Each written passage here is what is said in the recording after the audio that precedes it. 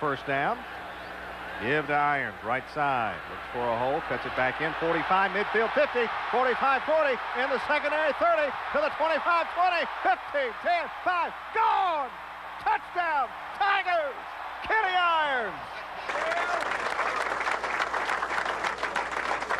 That's the way to take it to them. You win a lot of games, you run the ball like we did tonight.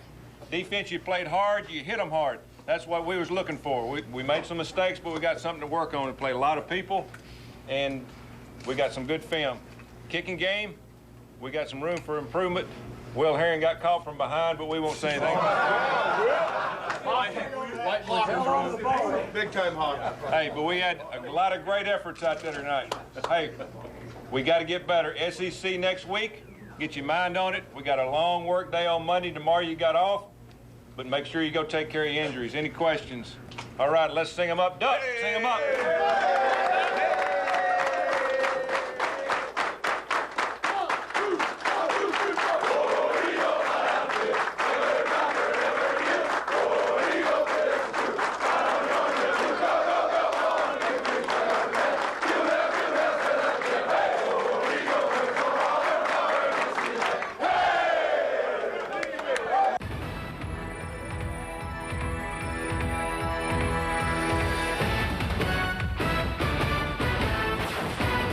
This is the Auburn Football Review. And welcome into the Auburn Football Review. I'm Rod Bramlett with head football coach Tommy Tuberville at Jordan-Hare Stadium just moments after Auburn's very impressive 40-14 win over Washington State. I tell you what, Coach, that was a heck of an opening win. As head coach, I was impressed. You know, we normally in the first game, you have penalties, you make turnovers, and you just have offensive line miscues. And, you know, we didn't play perfect. We had kicked 4 field goals in the first half. But I was, you know, then the way we control the line of scrimmage, a good football team in Washington State, how our defense played the first 5 minutes and set the tone, I thought it was, again, we've got a lot to work on, but it was a great start.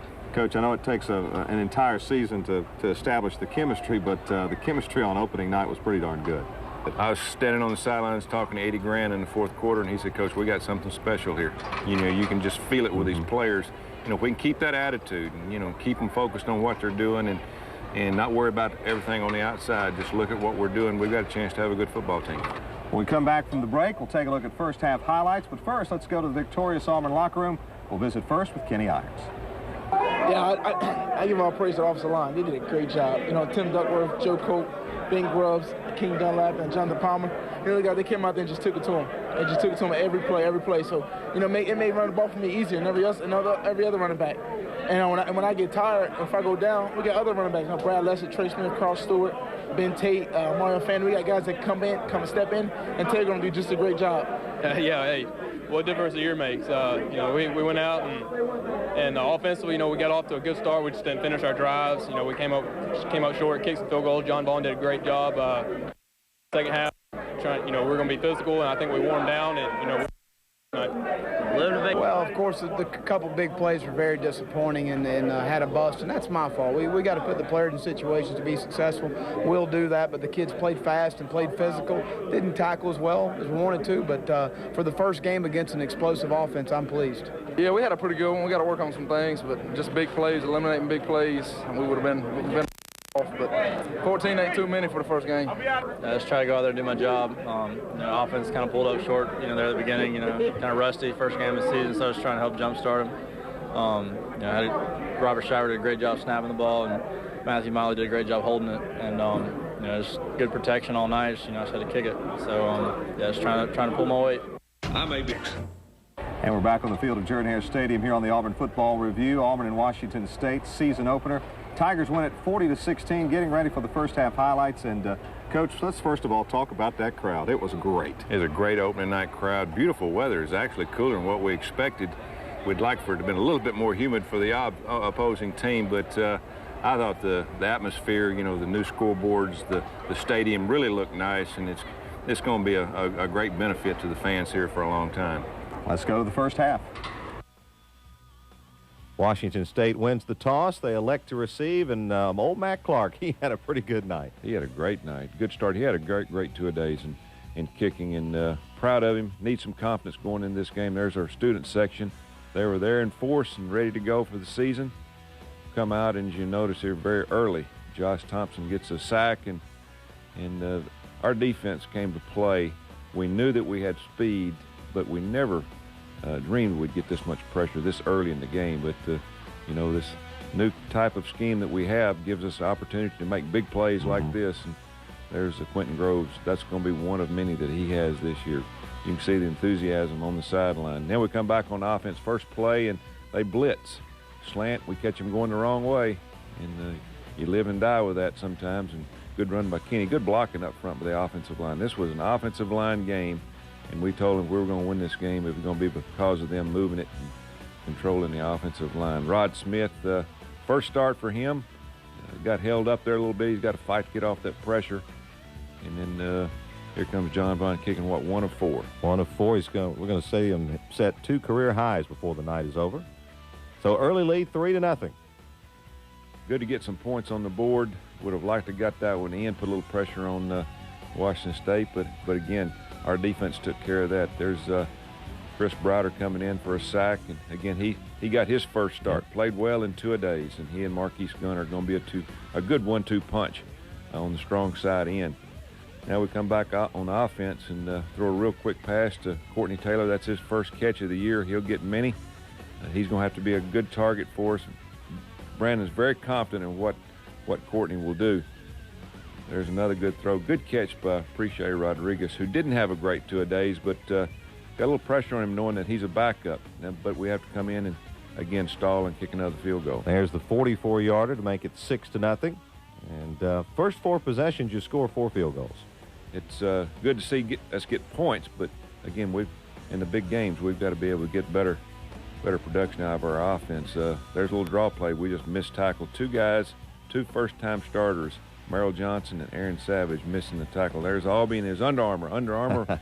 And Kevin Plank was there, the originator of Under Armour, and we're glad that he was here, and it's going to be a good marriage for us. There's a touchdown by them. We blew a coverage on goal line. It was good that we got some goal line in. Last year we only played 8 plays of goal line the entire year, and we played 4 in this game. So we need the work, and now we come back and take the kickoff return. Tristan Davis is going to be a fun guy to watch on kickoff returns. Got a lot of speed and quickness, and had a good night for his first night returning kicks.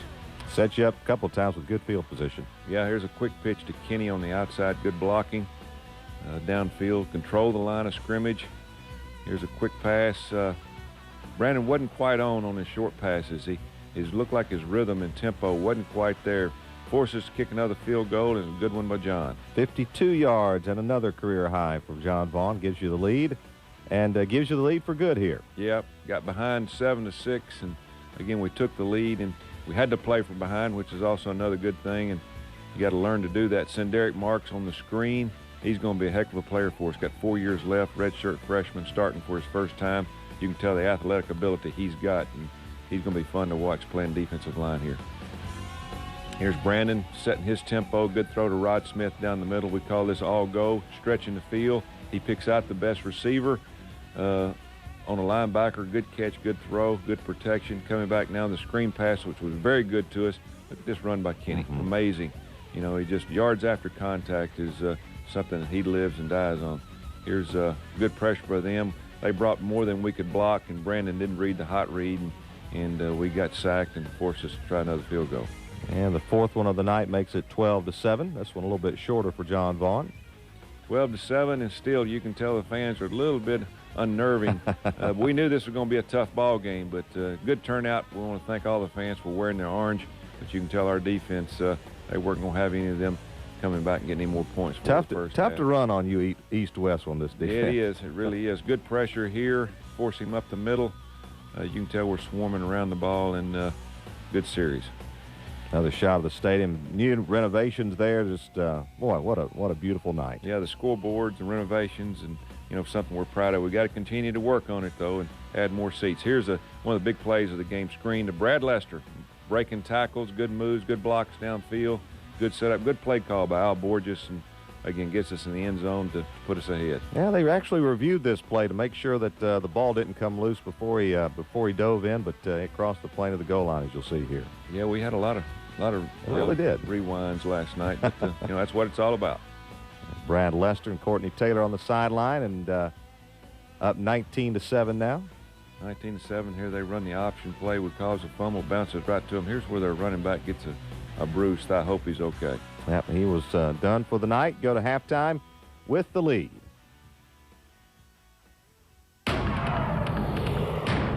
Time now for the J&E. Joe Cope, fifth-year senior, starting center. Probably LSU, just the atmosphere. It's just wild and crazy down there. The fans get into it, and you don't expect a good time down there.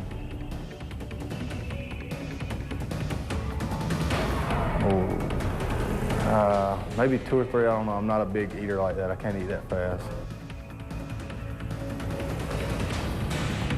I say, that 2 or 3 minutes before the game starts, you stand on the sideline, getting ready to see who gets the ball first or not, and then just that adrenaline rush you get when you see what happens.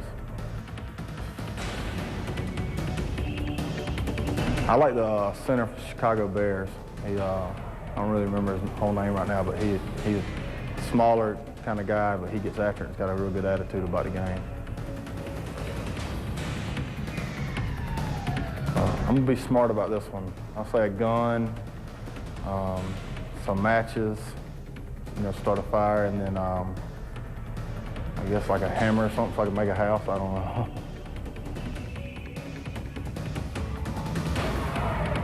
I just have to say failure. I can't stand to lose anything. I'm so competitive, so I guess failure. I hate losing.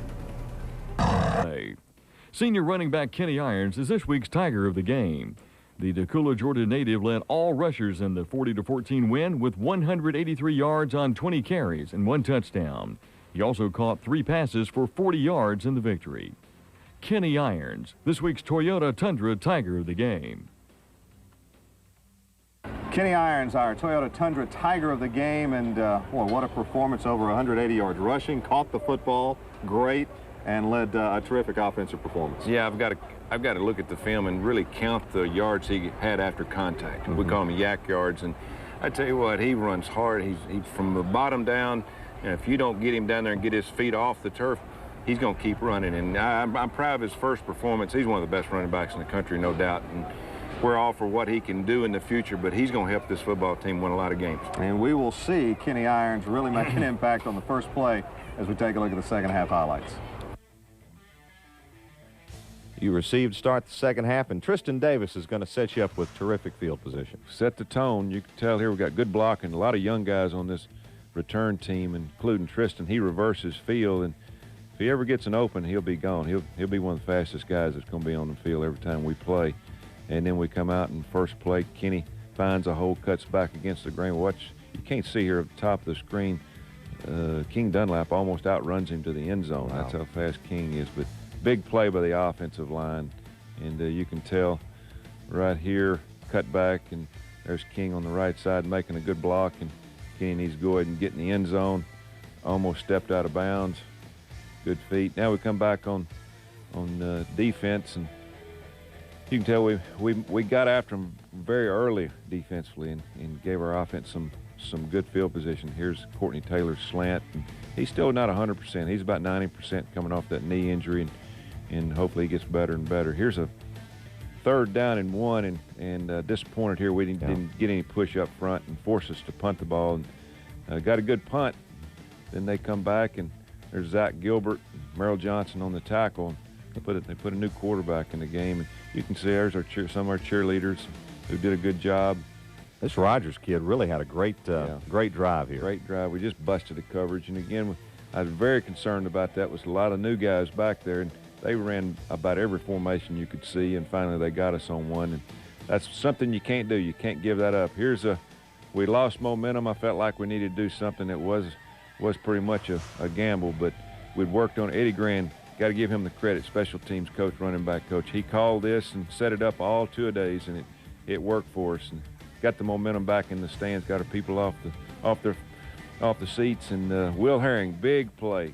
Chris Browder, big block there. And did not score on this particular drive, but you ate up some more clock. Yeah, good protection. They just had a good job covering. You got to remember, these guys throw the ball a lot, and they were going to have good pass defense. And then John pulls it, and Boy, just took the edge off of a big series there, but also flipped the field and got us better field position. And they put Alex Brink back in the game. A little surprised, considering the series Rogers had. Yeah, I guess they didn't want to have any controversy. Big play there, Will Herring, breaking on the ball, little what we call option route to number 80. They'd done that a couple times before. Now we're coming back on offense. Brandon checking the play, looking at their front. Brad Lester breaking it inside. Good 1-2 punch from Kenny and Brad Lester, and then of course Carl Stewart and Trey Smith. Here's a toss sweep, great blocking downfield. Look how he keeps running his feet. Here's where you really start leaning on them with that run game. Well, you know, we felt like, that was going to be our forte in this game. And you can tell how Kenny's running inside and keeps his feet moving. Ben Grubbs, Tim Duckworth, two seniors inside, Joe Cope there coming off the ball. And again, Brad Lester breaking it and breaking tackles, running inside. Just great job of the offensive line. We'll see this one again, and from up top, and Brad Lester with a great little shoulder move here, a little shake and bake around the 5-yard line, and gets him in. Courtney Taylor downfield blocking. There he is from the right side. Rod Smith, and of course you saw Tim Duckworth come in and bench press. Here's an interception by Will Herring. He almost had one earlier. Yeah, that was the same play. And, of course, if there's any doubt Will Herring can play linebacker, I think all questions were answered last night. Big play out of Will, and you can see he just breaks on the ball, and he kind of read the quarterback's eyes. And, that's what's great about Will. He's got a lot of football knowledge. And, first time he might not make that play, but don't run it on him again. Here's another good run by Kenny. You can just tell we're kind of wearing them down, and we decided, hey, let's run at them and keep their defense on the field and take their eye out of them, and it worked. There's Trey Smith, good run. What's good to have fresh running backs at the end of a game like this when you're trying to put somebody away. But again, it all starts on the offensive line. Good blocking up front. Got tight ends, Gabe McKenzie, Tommy Trott, Cole Bennett. Great job of the offensive line. You can tell right here, Jonathan Palmer. There's Leon Hart in the game. Played a lot of people last night. And the Tigers win it 40-14, a very impressive season-opening victory for 2006 as you get ready now for a trip to Starkville, Mississippi, and the SEC opener against Mississippi State. Time now for the FedEx Air and Ground game, brought to you by FedEx, proud sponsor of Auburn football. Go Air, go Ground, go Tigers. Through the air in the 40-14 season-opening win, quarterback Brandon Cox hooked up with tailback Brad Lester for a 34-yard touchdown in the second quarter. And on the ground, the top play came on a fake punt in the third quarter when linebacker Will Herring took the snap and scampered 42 yards. And that's this week's FedEx Air and Ground game. FedEx, proud.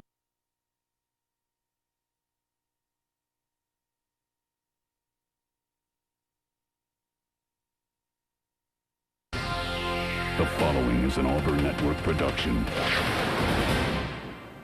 All right, listen up. It's 8 conference game. That's number 1. Give yourself a hand. Hey, hard to win, guys, on the road. And you come over here, and they had a little something to them on defense. We held our own. We just kept taking away and making plays. We got better. That's the main thing. We got better. Now we know what we got.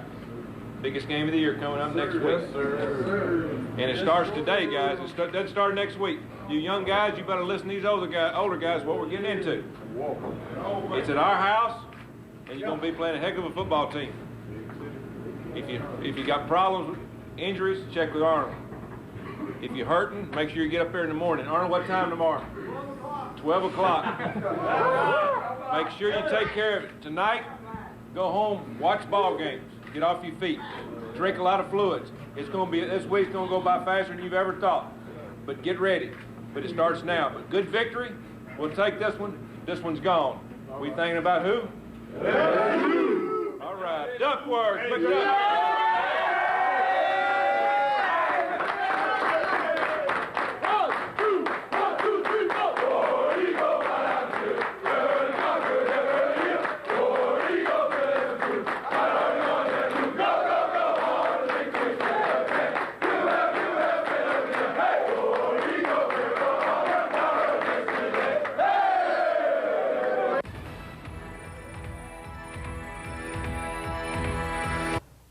And welcome back to Davis Wade Stadium and Scott Field. Rod Bramble with head football coach Tommy Tuberville, and back here on the Auburn Football Review. And Tigers coming off their 34-0 shutout victory over Mississippi State. Anytime you pitch a shutout in this league, it's good. You forgot to mention the hot.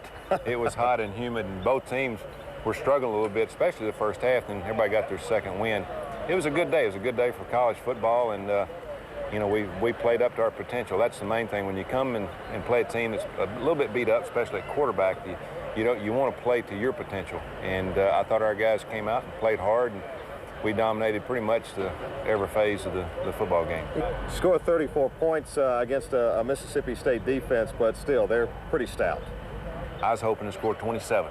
That was my goal, just watching them on defense. They're hard-nosed, and they did the one thing that we figured they'd do, put them all on the line of scrimmage and make us throw it. And we want to throw it, but still we want to be physical and prove to ourselves, our football team, you know, that we can run against 7, 8, 9-man fronts. And we did that. And we didn't do it as consistent as we would have liked, but I think we proved a point, but now it's time to get to playing real balanced football. Good day for the offense, but a really good day for the defense. Let's go to the Auburn locker room, visit with Quentin Groves. It's great, man. Anytime you come back and beat Ole Miss or Mississippi State, it's a great feeling. You know, get kind of revenge to give them a chance what they missed out on. You know. I mean, I had a lot of help in my performance. I got Carl Stewart at fullback, and the Lions just blocked downfield, so it make it easier for me to keep on running, especially getting yards out of contact. Because when you got guys blocking downfield, then guys are coming off. So I mean, they just make my job a lot easier. You know, they were definitely geared to stop the run, bringing a lot of guys down, blitzing, and you know, running game wasn't there, but you know, because of that, we opened up the passing game and it looked well. So you know, overall we had a great day. Yeah, you know, today we was clicking. You know, basically primarily on third downs, and that was one of our big keys. You know, to improve on our third downs from last week. We didn't do a good job on third downs last week, so you know, I put it up on myself, and I was like, you know, I'm gonna get open as much as I can for Brandon. And, you know, he did a good job of just making reads. I mean, the defense came out hungry, man. You know what I'm saying? Coach said, you know what I'm saying, when he stopped the run game, we stopped the running game. You know what I'm saying? They didn't score a point on us. And we're back on the Auburn Football Review on the field of Scott Field at Davis Wade Stadium. Tigers win 34-0, and Coach getting ready for first half highlights here, and you've already mentioned it. It was hot. It was really hot, and we wanted to put them on defense as we won the coin toss and try to get some kind of field position, but lo and behold, they came out and made 2 or 3 first downs and kind of got us in the hole. But you know, I was proud of how the team reacted to that, and you need to see some of that, especially on the road. But again, as we'll see the film here, we pretty much dominated in some areas, but I tell you, Mississippi State stepped up and made some good plays. Let's take a look at the first half. You win the toss, defer, and put Mississippi State on offense. And they get their best play, the first play of the game. It's like about a 25-yard gainer and hit a little slant. We were a little loose on that, and we'll make adjustments, but here they run what we call a bunch formation. All the receivers in there tight. Karibi Dede comes up and makes a great play on the toss sweep, and we'll see that a lot for the next few weeks. Again, we figured they'd do a lot of this sprinting out, and we'd prepared for it. Good job of the defense, breaking on the ball, trying to contain. Come back, and you can tell their defense was stout. I tell you, that 6 seniors, fifth-year seniors that really knew how to play defense. And they just they were committed to stopping the run here in this one. Here they lose contain. Cole Bennett on the reception. Brandon good on the move. We're going to have to do quite a bit of that over the next 6-7 weeks. But again, Brandon is starting to get into his rhythm. Courtney Taylor on one of his 9 catches of the game. Really impressed with our pass protection. That's the key to throwing the football. And again, with their front playing the run, we were able to get a little bit more time throwing the football down the field. There's a play was, I think, called incomplete, a little bit low. There's what we term the smoke draw. Will Muschamp's defense did a great job of defending that to cause the fumble. And 4 minutes to go in the first quarter at 0-0, and now we're coming back, and you see we got plenty of time. Dump off to the short guy in Courtney, and he makes people miss. You can tell he's getting close to being 100% after that knee injury in 2-a-days. Here's a big play. Caught him playing the run. Gabe McKenzie on the bootleg pass for his first touchdown as an Auburn Tiger. Going to get many. One of Steve Ensminger's tight ends, and Steve doesn't get a lot of credit, but I tell you, he's done a great job with these tight ends, the young guys especially. Well, and this kid's going to get a lot more catches and get bigger and stronger as his career goes along. Really is. He's a good run blocker and also turned into a real good pass catcher. There's a good breakup by the defense. You know, the quarterback's going to be a pretty good player. He's nifty, quick release, throws a good spiral. Gives us a good challenge on passing the ball out of the pocket. Here's a play action, and you see here Brandon throws it right in there to Rod Smith. But we make one mistake here. We don't cover the ball up, and again, looks like deja vu of last year's Georgia game. About the same place on the field. We thought Cole Bennett had it, but they looked at it and said it kind of popped out after he hit the ground. They get the ball, and then we come back, send Derek Marks, one of the bigger plays of the game, caused a turnover, 1 yard line, and gave the offense pretty good opportunity to make up for the mistake that they made. And you go to Brad Lester. Brad Lester, and you don't let him outrun you to the corner. You give him any corner at all, he's going to make it. Good run, good blocking by the tight ends and the offensive line. Good opportunity by the defense to get this thing to 14-0. Good shot of the crowd and the pep band that came over. Man, we had a lot of folks there. A lot of orange, and 14-0, still relatively early in the second quarter, but I thought that touchdown, particularly after their turnover and you recover the fumble, kind of took the air out of them a little bit. It really did. In there they tried to run what we call a ghost play and fake the reverse, and our defense rallied around it. There's Will Herring on a great open field tackle. Good job pursuing by Pat Sims. Defense is getting stronger. We're getting a little bit better. We're not where we want to be, but we don't have a lot of time to get to that point, but we are getting better. Good, again, throw catch to Courtney Taylor. Here's a third down situation where Culberson, their linebacker, who I'm glad is gone. That's his senior. This is the last time we'll see him. He's made a lot of big plays against us. Here they get the ball back, and again, swarming around the ball. Chris Browder, one of the many Tigers around it. We got to use our hands better there with Quentin Groves on rushing the passer, but David Irons, his first interception as an Auburn Tiger. He's good break on the ball. There's his dad in the white up there. I don't know whether you can see him, but his dad up there telling everybody that's his boy catching that ball. I'll tell you, Tristan Davis was right there as well. Yeah, Tristan was there. Tristan probably would have caught it had David not. Now we come back just trying to get 3 points right before the half. 1 minute to go in the half. Lee Guess on his reception to the outside, trying to move the chains. We're in what we call attack mode. No huddling. There's a good quick pass to Courtney. Gets us in field goal range. Down to 12 seconds. We try field goal. We miss it the first time, but it was a delay of game, and then John Vaughn comes in and kicks a 55-yarder, career best. That's right, 1 yard shy of the Auburn record of Neil Donahue, 56 yards. So take a 17-0 lead into the locker room, comfortable lead as you get ready for the second half of play.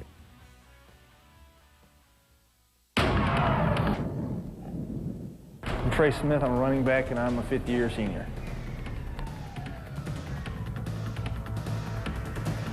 Probably Coach Grand. I mean, look like he has a good life with a good family, a bunch of happy kids, a happy wife. I mean, it looks like he has a great family life. I like that.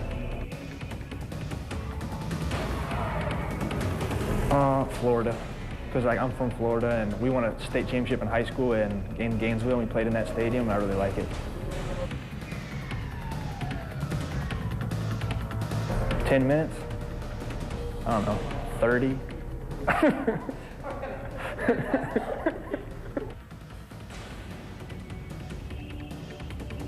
I'd probably say Carnell, because he taught me everything I know, and I taught him a few things here and there, so we're kind of similar, I'd say. Everything about game day, the fans, all the noise, being down on the field, just the whole aura of everything. It's pretty fun. It's pretty awesome. What would I bring? Probably a helicopter and some fuel and $1 trillion. Today. In Saturday's 34-0 win over Mississippi State in Starkville, senior wide receiver Courtney Taylor recorded his second career 100-yard receiving game, catching a career-high 9 passes for 103 yards. And that makes Courtney Taylor our Toyota Tundra Tiger of the game. Courtney Taylor, our Toyota Tundra Tiger of the game, a career day for Courtney, 9 catches and 103 yards. Well, when you play defense like they do, or did against us, where we put them all inside, it leaves your wideouts Rod Smith and Courtney Taylor one-on-one, and we took advantage of it. We checked off a few plays through some slants and outs, and it was a big factor. We made some third down conversions, which is really going to help us with confidence down the road with Courtney. Tigers get the football to start the second half. Let's take a look. Field goal late to close the first half, and you get the ball back up 17-0, and not a real good kick here. Gives you good field position. Tristan Davis on the return. Good blocks downfield by Mario Fannin. They got a face mask and a late hit there. Should have been a late. They only called the face mask. That's not the way you want to start out, you know, if you're behind 17-0. There's Coach Borges looking good in his sunglasses. Got a good play going here on a toss sweep, but we fumbled the football, and Kenny knew he better get that ball back. He found some way to find it, and he got it back and kept the drive alive. Protect the football. You know, we've been very fortunate so far. We need to continue to do that. Here's a play that's been good for us the first two games. Screen play to Brad. He makes a first down, keep the chains moving, keep the clock going, keep their defense on the field. It's a hot day. Watch this run right here. This is, you know, I couldn't tell from the sideline on the other sideline about this run. That was a great run. We'll see it a couple more times here. Look at the blocking downfield. We got to get our offensive linemen focused more downfield instead of looking back for the running back. Stay on your blocks, but offensive line kind of paused, and Brad kept going. Here you'll see what I'm talking about. We'll slow it down here. The toss sweep, and our offensive line kind of pauses. They think he's tackled. Go to the whistle blows. A great run, and again, what an effort he made there to get in the end zone. Put us ahead 24-0, and give us some breathing room. There's a great pressure by Will Herring. David Irons comes over the top right there for the defender, over the top of the receiver. Got a little blitz on right here. Good job using our hands, putting pressure, forces the overthrow. Again, we're putting a lot more pressure on the quarterback in passing situations. It's good to see our guys having fun, but also using their quickness to their advantage. Here we come back on a drive. Good throw and catch there to Courtney. Takes a helmet right on the thigh right there. Got a little thigh bruise. He'll be fine, but it's going to slow him down for a couple of days. Here we come back on a big third down conversion, and we drop the ball. We've got to make third down conversions, and tight ends are going to be a big part of that. Here they come out of the bunch and formation and running the counter play that they ran early in the game, and we adjusted to it and stopped it. Good job there, weak side linebacker Merrill Johnson. Look at that play right there by Will Herring. A lot of people said he couldn't play linebacker. Well, he is doing a heck of a job. I tell you what, he's settled into it pretty good, hasn't he? He really has, and he's learning, you know, the small things about playing linebacker. There's a good throw and catch to Carl Stewart. Blockers downfield. Appreciate Rodriguez. But again, it's the offensive line right there. Cole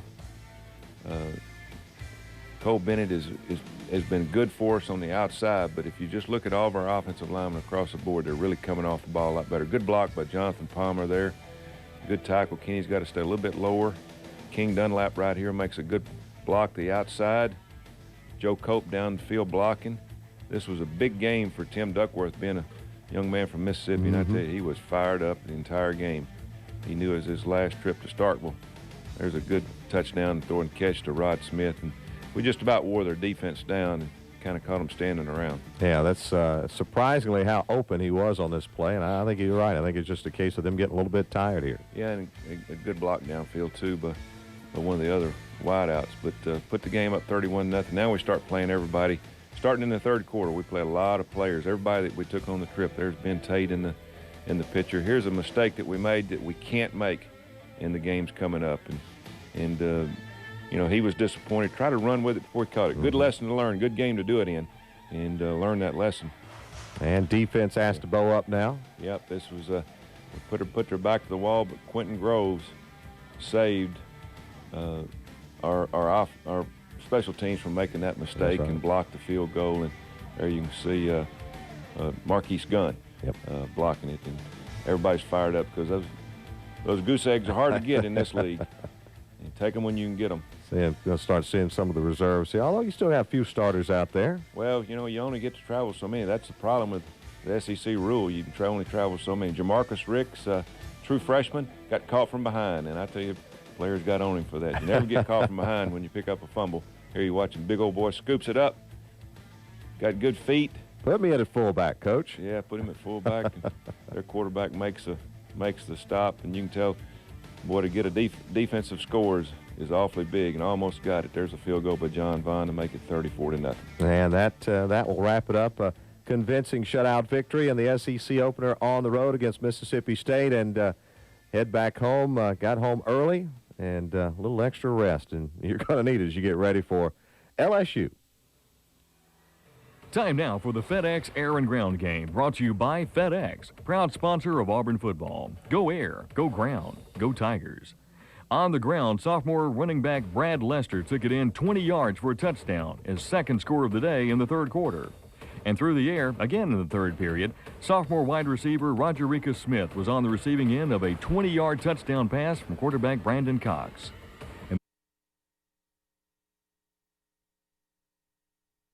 It's an Auburn Network production. And Brandon will sneak it in. Touchdown, Auburn! Yes!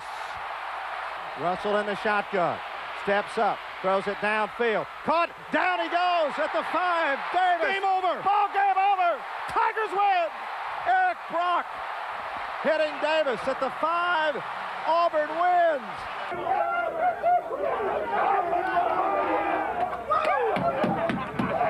Men, they saw that all across the country. And that's what Auburn football is about. You run it, you play defense, you have good kicking game, and you can win a lot of games. But when you throw hard in there with it, can't anybody beat you. And people out there are proud of you. Two good football teams, they came to play, you came to play. We had some injuries, we had some young guys step up. Heck of a job. I don't want to take my hat off to the defensive coaches, Coach Muschamp, all the defense.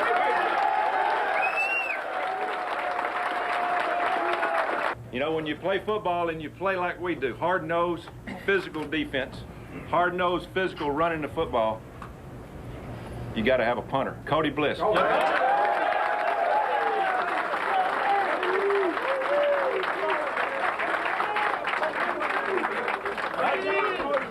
in 30 years of coaching, that's the single best job of punting I have ever seen.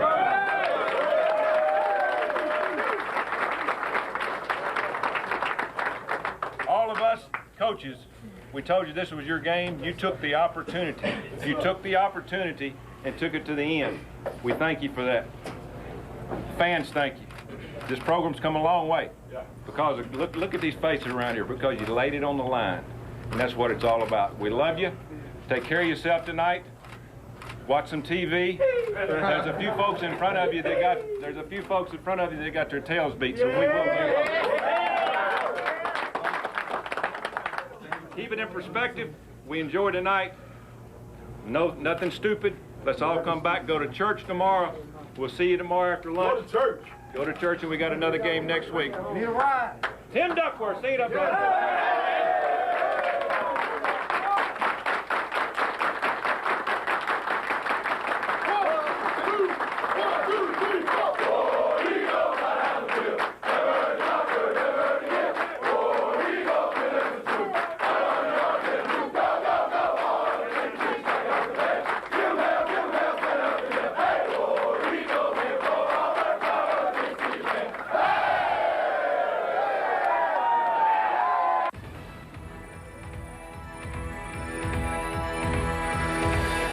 And welcome into the Auburn Football Review. Rod Bramlett with head football coach Tommy Toverville, and I promise you that scoreboard just a few minutes ago, 7-3 had the final score as Auburn wins it over LSU here. And Coach, I spent just over 3 hours trying to describe that game. I'm going to let you do it for a while. I'm going to have to look at it on film to describe it to myself. That was a boring, exciting game because it was all defense.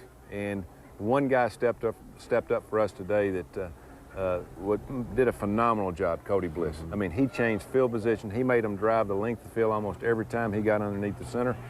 But our defensive players and coaches did a marvelous job. And then on offense, we didn't turn it over. And so when you don't do that, you got a chance. The coach, as expected, it was a physical game. They were dragging bodies off left and right. Yeah. We lose a starter on defense in pregame to the flu. I mean, he has so high fever he can't play, Patrick Lee, and then we lost his backup in the middle of the second quarter. I mean, we're scrambling around trying to find guys to play, but it's just one of those hard-hitting games, fist fights as I'd call it, and they hit us, we hit them, and fortunately for us on defense, we were able to overcome the one turnover we had, which was the interception. 3 and out, got the ball back, and then made some plays. Let's go to the Auburn locker room, visit with Cody Bliss. Well, you know, sometimes it's just one of those days. You know, we had the first good couple punts on the sprint out, came back, kind of just caught on fire there for a while, took care of business. It was a defensive fault game. You know, Cody Bliss did a heck of a job changing the field position for us, and you know, I think he gets the game ball.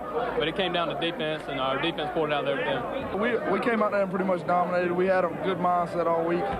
You know, we weren't going to let them run the ball, and we shut them down running. They went to a couple of passes, got some yards passing, but other than that, we just came out there and shut that run down. It was a great win. I mean, defense stepped up. Offense put them up on the board, and so we had to just take a chance, show the state, the real, who was the better defense out of the two.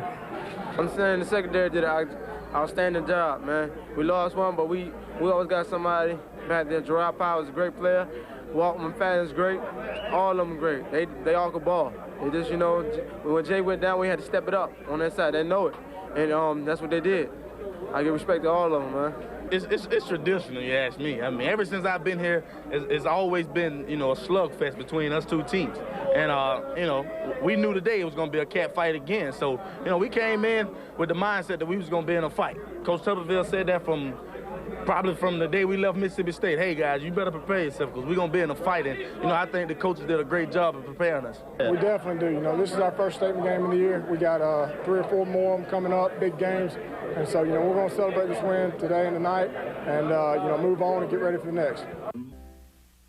And we're back on the Auburn Football Review on the field of Jordan-Hare Stadium, just minutes, some moments after Auburn's 7-3 victory over LSU. And what a beautiful day. A little bit on the warm side, but as good an atmosphere as I've ever seen at this place. I knew it was going to be rowdy when our fans started arriving Tuesday of this week, and just a great arrival. Early fans, Tiger Walk, students were in the stands when we walked on the field 2 hours before kickoff. It was just a fun atmosphere, and when you play at home, you need that home field advantage, and we definitely had it today. All right, let's go to what turned out to be a very tough, physical, defensive first half of play. Spirit flying out of the upper west deck, and I'll tell you what, she put on a show. I thought she was going to go right out of the stadium once, but one of the longest Eagle flights we've ever seen. You get the ball to start things off, and LSU, they know better than kick it to Tristan Davis. They go at Brad Lester. Go with Brad Lester, and I'll give you a warning now. If you're under 18 years old, you might not ought to watch the next 20 minutes because it's nothing but a slugfest. And you can tell right here, first play of the game, they got us covered and read like a book on just a sprint out pass. And they're very fast at all 11 positions, and they put a lot of pressure on you here. You can tell Brandon knew he's going to get hit in this game. They've got good defensive linemen that come off the ball, they attack. They give you some things, but they also take away a lot, and you have to find those few things that they give to you. Look how they tackle here, swarming the ball. But just play your game, don't lose your poise, and that's what we kept telling our offense. Sooner or later it'll come. Here's a quick pass to Tommy Trott. Again, they'll give you those short passes, but they break up on them and normally don't miss the tackle. Did see Tommy Trott get his first catch of the year there. The offensive lineman there, you can tell how hot it was, man. It was hot on that field, and I felt sorry for those big guys. There's a quick pass on their first play and getting down the field. First down, that might have been really the only first down they had in the first 3 or 4 possessions. There's a good strip of the ball there. They reviewed that one and obviously did not have control of the ball. Here's a play we kept having problems with. We were running a screen pass, and it seemed like every time we ran the screen, they had a blitz on, and we didn't block the middle linebacker. And Brandon obviously didn't have time to get it off. There's just a misthrown ball from Brandon, tipped. Fortunately, we got downfield, made the tackle. Good covering by our offensive line after the interception, but the defense bowed up, got great pressure on the quarterback from a little blitz from the outside, and he just chunks it over everybody's head. We get the ball back. That might have been the biggest stop of the game to get a little bit of a momentum back. Here we come back in the second quarter. But their defense doesn't turn it down at all. They keep turning the pressure up. Their offensive line stalled, and we had to punt. There's a good tackling by the defense, and again, we'd receive a punch, and then we'd throw it right back at them. Here's way too much time. We've got good double coverage on the guy downfield. He got behind us a little bit, but that would have had to been a perfect throw. Defense needs a break here, and your offense gives it to them. Yep, here's a good outside run, good blocking for Jonathan Palmer. You know, the thing in this game is you had to get counters on them. Start one way, go the other. There's a good third down throw and catch to Robert Dunn. Maybe the biggest play in the first half. Keep the ball alive, finally get us a little momentum, and we drive, have a good drive going down the field, but eats a lot of the clock up. There, Brandon gets the ball off right at the last minute. Cole Bennett injured his ankle in this game, makes a good catch. Here's one of our draw plays. You can tell their defensive linemen are just running up the field, and that's good and that's bad. It usually doesn't work very well when you run draws against it. And here's a little toss sweep. Kenny earns every yard he gets on the outside. Ben Grubbs, Tim Duckworth, and Joe Cope on the blocking. Here's a boot pass. We almost lost Brandon right here. Look, watch how they go low to the knees, and he overthrows right there. And very fortunate. He said he heard something pop, and fortunately he's flexible. He was hurting. I went out there, and he said, "Coach, I'm getting up and running off this field." You can tell the people that were supporting him. But we come out and kick a field goal, and what would this game would not be the game with LSU unless you missed a field goal. That's John exactly Bond, right. but he turns around and makes the extra point, which was the deciding factor at the end of this game. Here they come on a drive, and good tackle by Jonathan Wilhite. We just laid him inside. Our linebacker was too close to the line of scrimmage, and we've got to undercut that slant route. Here's good pressure. Missed, but watch Quentin Grove's second effort get up and Great recovery. Great recovery there. Great recovery. Force him to try the field goal, and man, this first half went by pretty quick. But as you can tell, as he scrambled right here, look, we get him out of the pocket, but this guy's so strong. He's not fast, but he's so strong he can get up the field and make some plays. And here's their field goal at the end of the half to make the score 3-0. That was a career long for Colt David, and it gives them a 3-0 lead as you head to the locker room, and it is a very physical first half of play.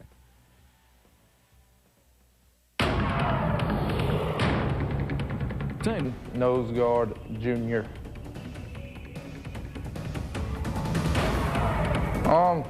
I usually eat a lot, not too much though, so I won't be too full. And then I listen to music, try to stay off to myself, review a couple of plays. That's about it. Probably LSU, because it's rocking. There's a lot of people there. It's real loud. I like it. I would say myself, but I'm doing this interview, so can't. So I guess I would have to say Tez Doolittle. Yep, I like Tez. You haven't noticed.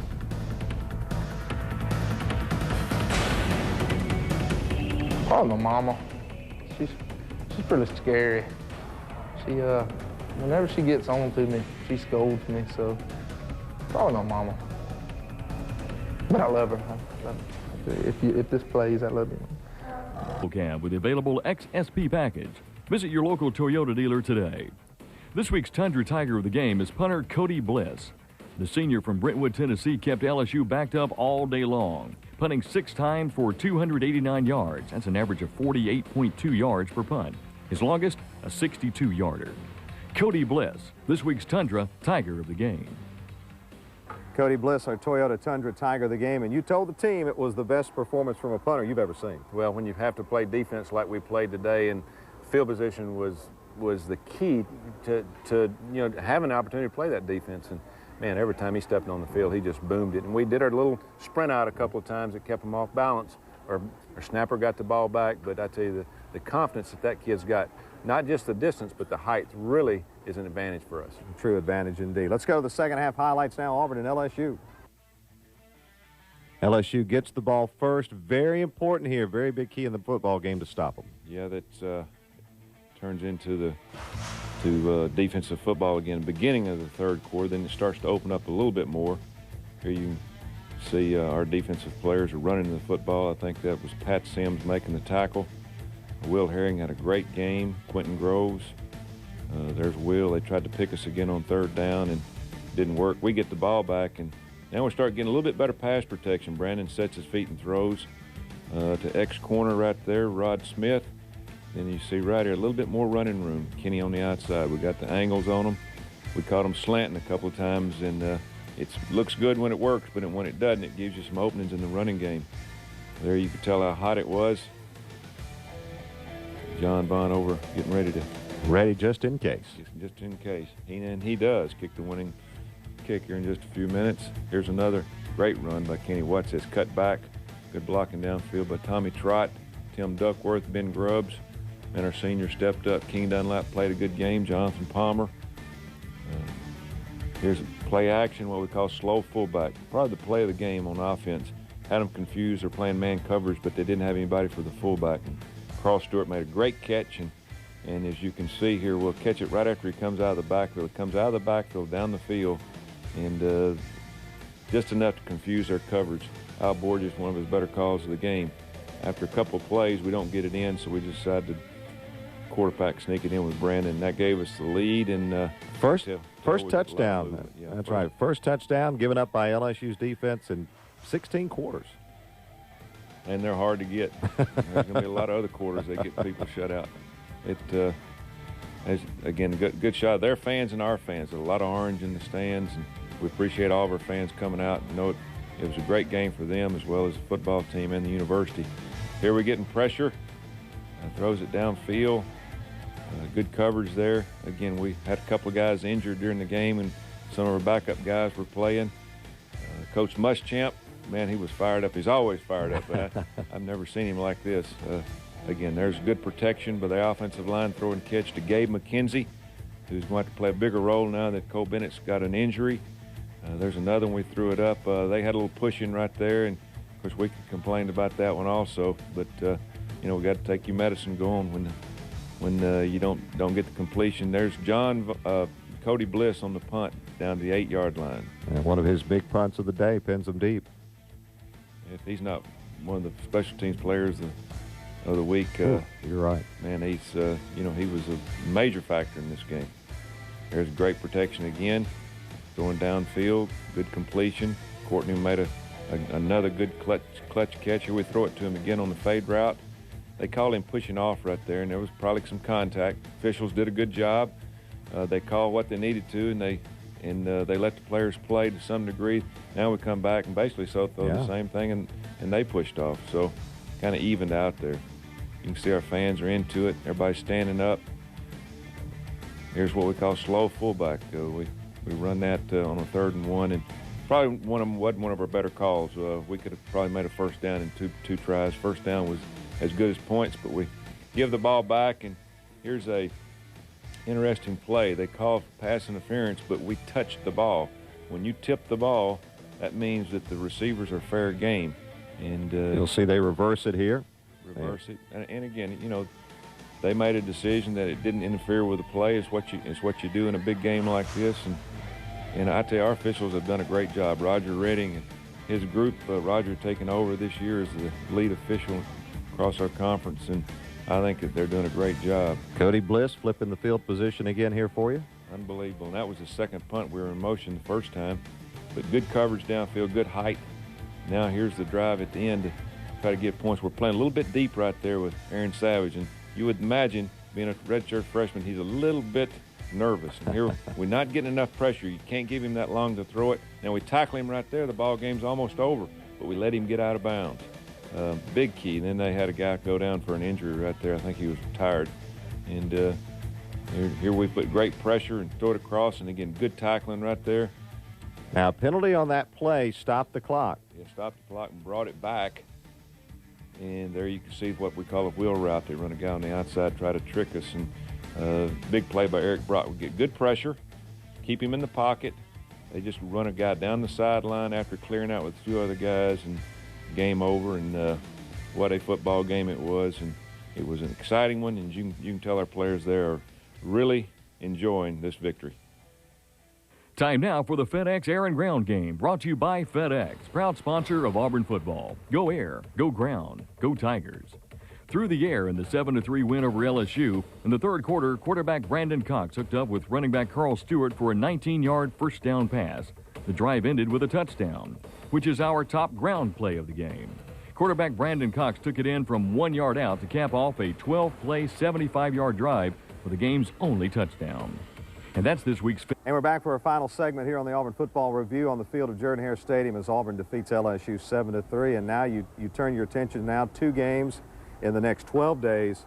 you've got to be a beat-up football team. That's going to be a challenge in itself. Well, if you go back and look, the last 3 games have been very physical. You know, Mississippi State, Washington State, and today would just kind of set it apart. But you know, mass unit in the training room this week, but our guys will bounce back. You know, we might have an injury or two that might be out this week, but again, we've got to go back and make sure we get better this week. No matter what happens, we've got to improve as a football team. Auburn and Buffalo here at Jordan-Hare Stadium. Kickoff set for 1:30 Saturday. Auburn Network airtime is 11:30, and we'll see you back here next week on the Auburn Football Review.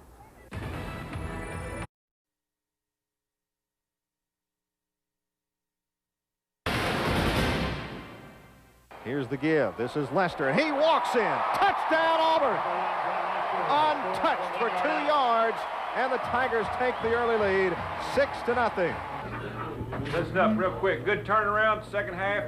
We took control. That ought to show you, give you a lesson right there, guys. Emotion is part of this game. We didn't play with any emotion in the first half. Non-conference game off a big win last week. You know, we just didn't play with any. Our coach with any. That's over. Done. That's 4-0. We start back in the conference. We got a quick turnaround. Very quick turnaround. We got 5 days. Tomorrow will be a Tuesday practice. So we've got to wipe it out, get it out of our mind, understand what we got to do better, and we got to come out of the chute. This one is going to be tough coming up. On the road, SEC, you know what you're getting into.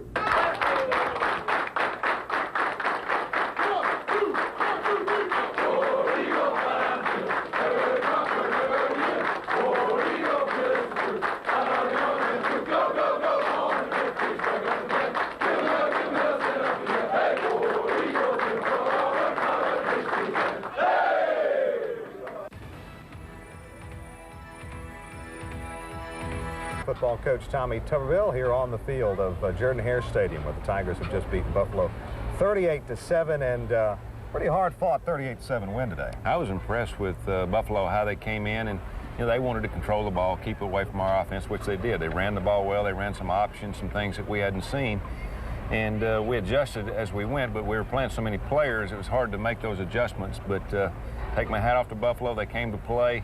We didn't play with a lot of motion, but we picked up where we needed to the second half. Lesson learned for this team today. Yeah, you know, but it's hard. You know, with us not having any open dates, it can't be one of those rah-rah weeks every week. I mean, we've got to get up for our next game coming up, our SEC game. So this one was one of those, hey, let's go practice. You know, let's try to get as many people healthy. Let's go try to play well, and get the win, and get ready for the next game. Coming up, first half highlights after the break. Right now, let's go to the victorious Auburn locker room. We'll visit first with Brad Lester. Well, I mean, we started off pretty rough. Pretty rough. I mean, we made a lot of mistakes at the beginning of the game. But we only had 2 possessions the first half, and we came back out the second half and was like, we're going to go right out and just run the football, and that's what we did. It was a play that was drawn up, and then right as we had drawn it up, that's how it worked out, and I just did what I was supposed to. Yeah, it helped them out a lot. Like coming in halftime, we needed something to spark the team. You know, I told the kickoff return team that I needed their blocks, and that's what we did. We sprung it out, got like 54 yards, and it gave a little electricity to the team, got us started. Oh man, you know, it just, you know, I mean, it was so exciting, you know. But I just give thanks to God. Just give thanks to God. It's one of them, you know, injuries that I couldn't avoid. You know, it was something that happened, and I was just so happy and ecstatic all week, you know, to be able to get back out there and play.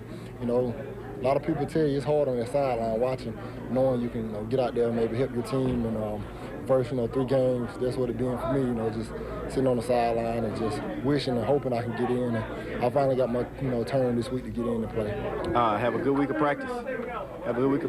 Concentrate, everything else take care of itself. We got to get ready. So I said we got to come in and get ready tomorrow for South Carolina on Thursday. And, they're a pretty good defensive team, so we got to prepare and get ready.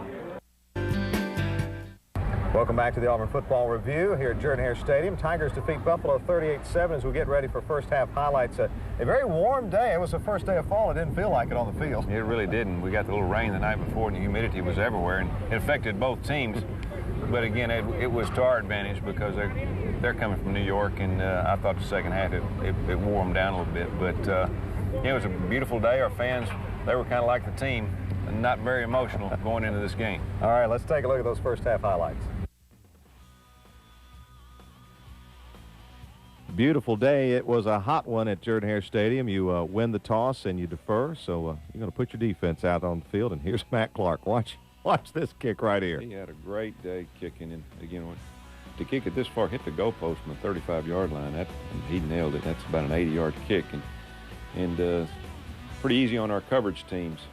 Here we go, and you know, I'm going to take my hat off to Buffalo. They did a good job on the offense. Turner Gill's going to be a good football coach for them. They've got a good scheme, and they keep you a little bit confused and run a little bit at everything. It's hard to do that. It's hard to run an offense that's that complicated, and they did a good job of keeping our defense off balance.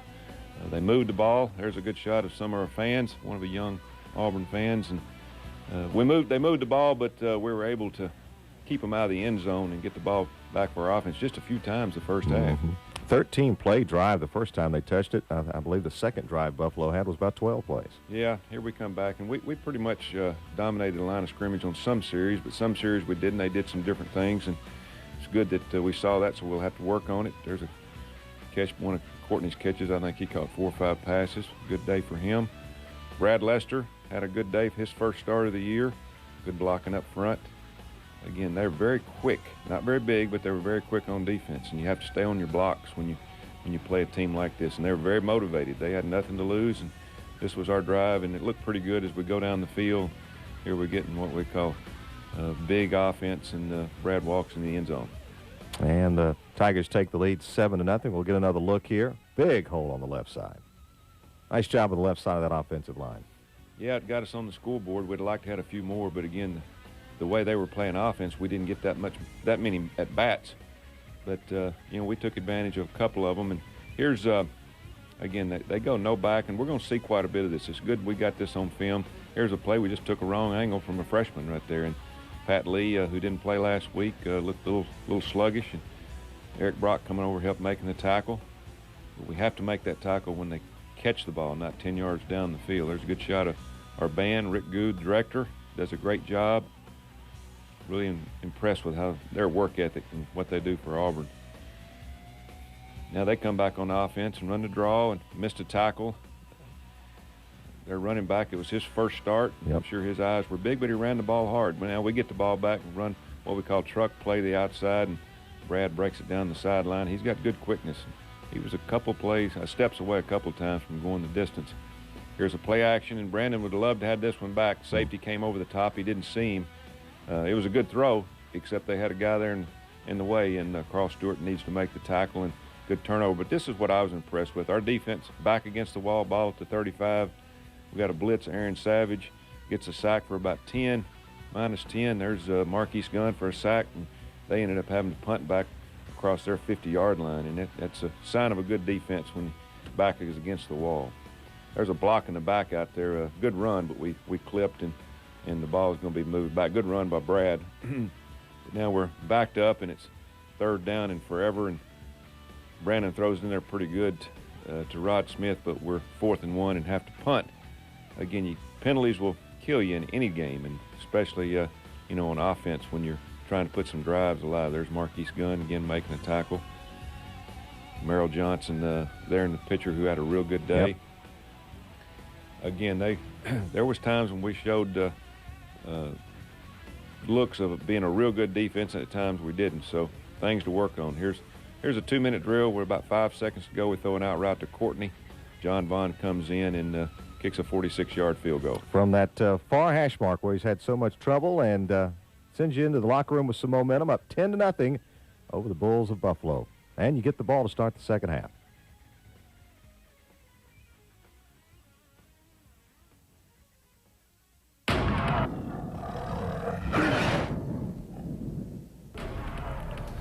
Mr. Eric Brock, strong safety, redshirt junior. As far as rituals, I guess, just listening to my PSP, you know, try to psych myself up for the game. Eat a little honey before the kickoff, you know, get me pumped up. That's about it.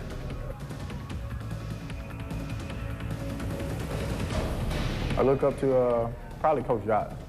You know, shows no favoritism. Gonna make everybody work. He's gonna respect everybody, but then again, he will, you know, punish you if you do are in the wrong. Probably Tennessee, because we won big up there, and it's kind of funny to watch like 101,000 just leave the building. So probably Tennessee. A lifetime supply of like toothpaste and, you know, toothbrush and some toilet tissue, you know, for every time Auburn win, I roll the little, you know, coconut trees or something.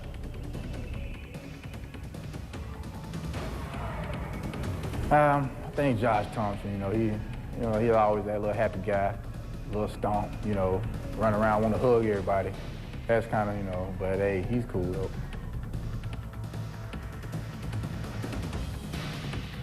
I think I'd take myself down to Hawaii, find me a little condo, take it pretty easy, margaritas, chill out.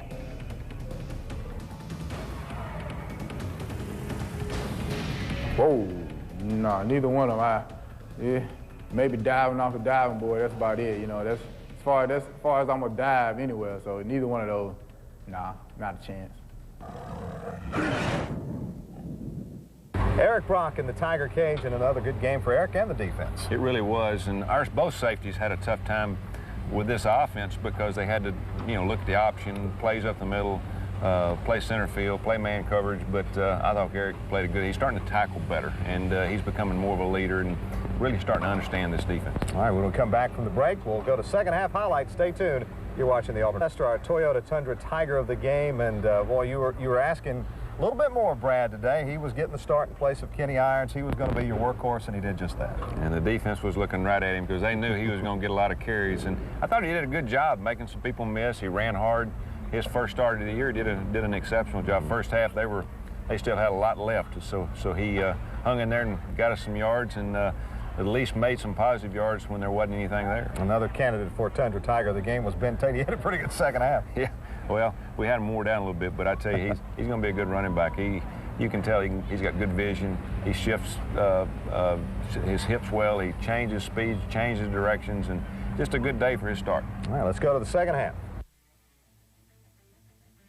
After a bit of a slow first half for your offense, you really want to set the tone here on this first drive. Yeah, we started playing with a little bit more motion, and here we started off great with Tristan Davis's kickoff return. He's going to get one. He's going to get one soon. He gets it back to the 45, great field position. First couple of plays wasn't very good, but then on third down we come back and run the screen pass to Carl, and Carl Stewart down the field and breaking tackles. And he's not flashy, but he shows up and plays every week. Good run after the catch down the sideline to get that first down. We'll get another look at it here. Yeah, you can tell the downfield block. Joe Cope, Ben Grubbs he is really playing well. And Duckworth there trailing. Both our guards and center, are very physical, and our offensive tackles, young guys, are playing better. Here's a toss sweep on the outside. Good block by King Dunlap. We're making progress. Again, we're just trying to prove that we can do a few different things other than just go out and open it up every game. But good run by Brad Lester, but good blocking downfield. And it was very important that we got this first drive in the end zone, 17-0. And I wanted 3 scores ahead so we could start doing wholesale substitutions. You can tell on the sideline there, some of our older guys are just about ready to watch the young guys play. They come out and run a little razzle-dazzle. There's Steve Gandy on missed tackle. Eric Brock missed tackle. And it's great to see Steve Gandy back. I tell you, after that surgery, it was important that he came back and get some playing time. Look at that tackle by Merrill Johnson. There's another one who's playing pretty darn good. He is going to be a super ball player for us. He plays with a lot of intensity and plays with confidence, and he had a lot of playing time yesterday. I didn't expect him to play as much. He was a little banged up. But here at 4th and 5, we actually played too fast with our D-line here. We got to keep contained, and we just lost contain on the left side, and it's just disappointing we didn't get the shutout. There's Eddie Grand talking to his coverage team, kickoff team, and Eddie's done an excellent job. We have to have one of the best kicking games in the country, as consistent as we've been. This is the Trey Smith drive, coming out with Trey Smith, and oh boy, some Buffalo looking up going, who is this running back? And we got a pretty good 1-2 punch. Here's a good play action to Courtney. Good catch. Courtney is getting his stamina back after that knee injury in 2 days. Here's Trey downfield, Carl Stewart blocking. Yards after contact is the most important thing for an offense. You're not going to be able to block everybody. You got to be able to break tackles, and it's good to see all of our running backs get some playing time and get that feeling. There's a good block on the outside by both guards, and good running by Trey to the left side. There's Tommy Trott in motion. Good block. and basically walk into the end zone. Good drive by the offense, and again, a lot of backups in the game. That's right. 24-7 the score now, and really start to see some substituting here as we get another end zone look at that Trey Smith touchdown run. You're up by 17 again late in the third quarter, and a lot of the backups in now. Yeah, really are, and again, we needed to rest them. It's going to be a long season. We don't have an open date, so it's good that the last quarter and a half we were able to play just about everybody. There's a young Auburn fan growing up, can't wait to get to Auburn in a few years. There's Senderick Marks. Look at that play. I tell you, he's athletic and getting better every week. Watch this play. Watch our defensive line read screen, retrace. Pat Sims, coached by Don Dunn and Terry Price, does a great job on the screen. Our defense is playing smart football, and that's what's good to see in a game like this. Here we come back on offense, and Brandon is in the pocket throwing a real quick pass to Montez Billings, one of his first catches from Pelham High School in Birmingham. Going to be a good player for us. Now we come back, and here comes another running back. Buffalo's going, where are they getting these running backs? Ben Tate, what a run. If I'm not mistaken, that's one of the first carries he's had, and he's going to be a good one for us. I'm proud to see Ben come out and have some success. But again, we've got a lot of young guys in there. There's Jason Bosley, a new center in the game, blocking. Good block for him downfield. James Swinton. And again, Buffalo is just about worn out, but I tell you, they played hard and brought everything that they had and never quit. Good coverage by Tristan Davis. Now we come back, we got the entire second team in the game. Good run by Ben. Good job of keeping his feet, running his feet. Good blocking up front. There's Antoine Daniels in the game. James Swinton with the reception. Good throw by Blake. Good outside run here. Look at that block. We're going to see it again here, and that's a good run by Ben, but it all starts, what's these two blocks? Nathan Farrer there, Michael McLaughlin, good to see him back right there, and getting it downfield. We're needing a good fullback to block on the lead, and Mike's going to be able to bring that to us. 38-7 the final. Two coaches meet at midfield. Tigers get ready for a short week in South Carolina.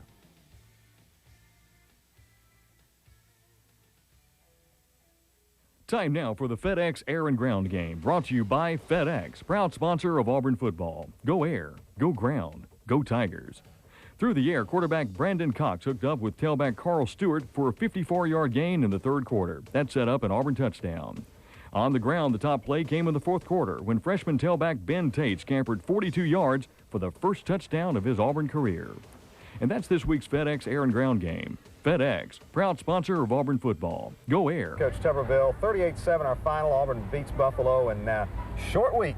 You get ready for a road trip to Columbia, South Carolina. How do you change your schedule for a short week like this? Well, normally you take basically Sunday and Monday off and let the players rest, and then start on Tuesday and get ready for a Saturday game. So what we're doing tomorrow, we're starting Tuesday. There's no two-day rest. Sunday's our Tuesday practice, and we've got only a 4-day turnaround. So it's going to be tough, but this is a game where we rested a lot of people. I held 4 or 5 guys out. They'll all be back. So, we're excited. It's SEC on the road. We got to go play well because they'll be prepared, ready to go. It'll be a great game. And who knows what Steve Spurrier is going to have up the his old sleeve. ball coach will be ready for us. He'll have some ball plays ready, and his defense is playing pretty good. So going in, they'll be 3-1. We'll be 4-0. It'll be a good game. All right, 6:30 the kick. We're on the air with the Tiger Tailgate Show on the radio beginning at 4:30 Central Time. We'll see you back here next week on the Auburn Football Review. High snap. Newton pulls it down. He'll lob it up for the end zone, and it is incomplete.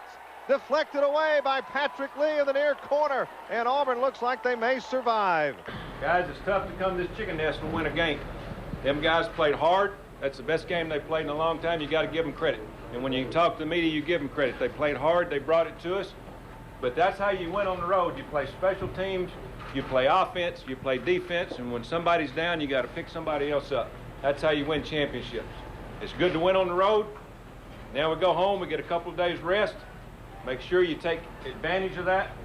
Talk to your coaches about when we're going to meet again.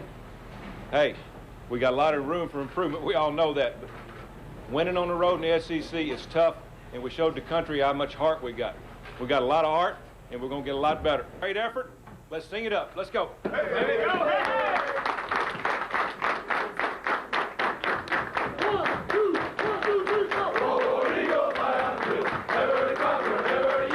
War Eagle,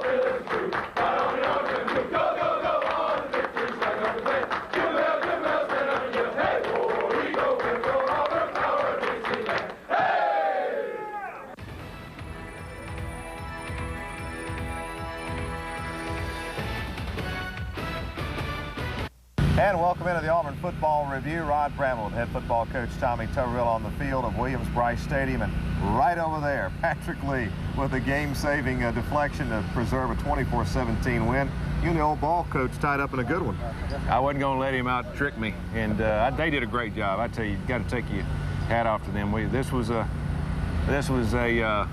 place we knew that was going to be very tough. Thursday night, their students were into it, and I don't know, they call this the chicken nest or what, but it is a tough place to play. First trip here, what did you think? Well, it was tough, and I'm glad we don't come back for like 7 years. So, but again, both teams played hard. We took some chances. It was a great TV game. You know, we made some mistakes on defense, and if we hadn't, you know, it wouldn't have been as close as what it was. But, you know, we'll take the win and get healthy for the next game because we got some tough ones coming up. All right, let's hear from Tommy Trott in the victorious Auburn locker room. It's a good play call by Coach Borges, and I ran out to the left and ended up being wide open. Yeah, I think my performance was pretty good. And I think my offensive line did a great job. You know, Tim Duckworth, Jonathan Palmer, Joe Colt, King Dunlap, Ben Grubbs, all those guys up front, they did a heck of a job. You know, block, open them holes, and give me the opportunity to run and make big plays. And us having a great, that third quarter drive was just a great drive, us going down and scoring, putting the ball in the end zone. And it shows how powerful this offense is. But we still got a lot of improvement to do, a lot of improvement. You know, coming back here and getting a win is just a beautiful feeling. You know? Yeah, I mean, you got to give a lot of credit for South Carolina, man. They came out, they had a good scheme against us. They executed very well. They played hard. I mean, we were on the road for the first big time game on the road. We just came out. I mean, we came out here with a victory. That's all we can ask for. Yeah, you got to give credit where credit's due, man. He's a great quarterback. You know, he gives people problems because he can move so well, and that's the thing that I don't think we were ready for. You know what I mean? He came out and did it, just moved around more than we expected. Before that play, what he wanted to do was he knew that when they called the timeout that they would send their guys out and Spurrier would look, see what we were in, and he told me and Will Herring, he said, I want y'all to look at me, because if he checks something, then I'm going to check something. And so we waited to see what they would run or what they would come out in. Week in and week out, you know, we got to bring our best game. Anytime you're playing in the SEC, you know, the talent is just unbelievable at every squad. So, you know, a lot of people aren't giving Arkansas a lot of credit, just like they weren't giving South Carolina. So, you know, we're going to have to bring our best game and, you know, in order to win. Auburn Football Review on the field of Williams-Brice Stadium. 24-17 Auburn wins it, getting ready for the first half, and a little rain shower before the football game. Did that affect things at all? It really didn't. The wind affected more than anything else, but you know, something very unusual happened the first time we kicked off to them. I think they went 3 and out and punted. I don't think that happened many times tonight, but it was one of those games where you know, we had a chance to make some plays, and fortunately we made a few the first half to have the lead. All right, let's go to those highlights from the first half. Win the toss, kick it away. Matt Clark, watch this one with the wind behind him. This was one of his better ones. He had a couple that didn't make it to the end zone, but I tell you, the wind was blowing hard, and Matt got the job done, but it wasn't quite as good as he had done the week before. They get the ball. We played good in the first 3 plays here. It looked like that we were going to take control of it early, and on defense and offense with this stop with Senderick Marks, and then they come back, and you know, this is what hurt us. This guy started scrambling as the game went on, and you know, we were kind of gambling on how many to rush and how many to drop back. Good play by Marquise Gunn. Had a good game. Will Muschamp, a long night for Will. You know, it's tough when you play a team like this that has a few weapons on the outside. There's Kenny on the first play, and again, three plays for them and out, and we take the punt. And we basically go, what, 75 yards or so and score a touchdown. There's a good run by Gabe McKenzie. Offensive line just controlling the front. And the problem with this game, we couldn't get the ball back. If we'd ever got the ball back, if we'd had 2 or 3 more possessions, this game would have been over with a lot sooner. But we just couldn't do it. And that's the game of football. There's our band. They showed up, Rick Good and his group. We appreciate them making the trip over. There's a third down play, big third down play to Rod Smith. And I decided to go for it here. And thank goodness for Kenny's second effort to get it over the goal line, because that was a big play for us there. Took them a while to figure this one out, but they ruled it a touchdown. We'll get another look at it. Yeah, that instant replay, they're bound and determined to get it right, but the ball only has to break the plane, and good job there by the offense taking it first and taking it down the field. Now here they go, come back and start making passes, but this is one of the plays of the game. An all-SEC player in Will Herring. I tell you what, that kid getting better and better. He's playing hurt, a little bit beat up right now, but that's a big play to keep them out of the end zone. Keeps us up 7-0. Now we get the ball. Great angle here. Watch him. He gets it. Both of them has it, and all of a sudden he just rips it out. He knows if it's a tie, it goes to the offensive guys. So very heads-up play by Will Herring. Now we come back after the turnover and get a coverage sack here. We couldn't get anybody open. They were playing a lot of man coverage and just couldn't get anybody open. They come back and then they start throwing the ball down the field. There's Sidney Rice. They're a good wide receiver. Here's a no-back. See, they got 5 wide receivers, and the big thing about it, it's hard to protect. This is one of the most unusual plays you'll ever see. Cause fumble, pick up and run it. Marquise Gunn, hold on it with both hands. They do a great job of stripping it out, turns it over, and then we got to go back out on defense. So here we go again, and that's when you got a running back or a quarterback that can scramble. That's what happens. We had him boxed in, and he makes something out of nothing. And it's hard to design those type of plays. Here's a little quick screen to number 11, and this kid's a pretty good football player. I think he's a sophomore. And good stop there by David Irons. A little middle screen. We stop them, and they kick a field goal, and this kid boomed it, I think, 49 yards right down the middle. It was a career long for him, but no doubt about that one. That's right. Good protection here. This is a 3rd and 13, and we just barely made the first down. That was a big play. Brandon threw some great third down passes, to keep us going. And there's a run by King. You can tell here we can do about whatever we want to on offense, but we just didn't have that many turns because we couldn't get the ball back. There's another play by Kenny. Carl Stewart on the play before. Coach Borges had their number. We just didn't have enough shots to give a knockout punch. All right, 7-3, 5:46 to go here, and you're driving late. Kenny Irons, see his numbers. They had a terrific first half of play. Yeah, he really did, and he came to play, and this was his game. We knew that he was going to be fired up for it. Again, here's Carl Stewart up the middle, and it's fun to watch Carl run. That's just a little simple play inside where they're all keying on Kenny, and he gets it, and it's kind of a decoy play. Here's a big play down on the goal line. Tommy Trott, first touchdown as an Auburn Tiger, and he'll have many more as he's here the next 3.5 years. Get another look at this one, and I like the way he kind of tucked that ball underneath as he got to the goal line to protect it a little bit. Yeah, again, Steve Ensminger does a good job of these tight ends, and he and Gabe McKenzie is having to take up the slack for Cole Bennett's injury. Now they come back, and this is number 11's drive. I think he catch 3 or 4 passes, and just one of those where the quarterback put it in there, caught us in man coverage, and we were trailing. We got to be able to knock receivers off their routes. There's another 3rd down reception to McKinley. No backs again.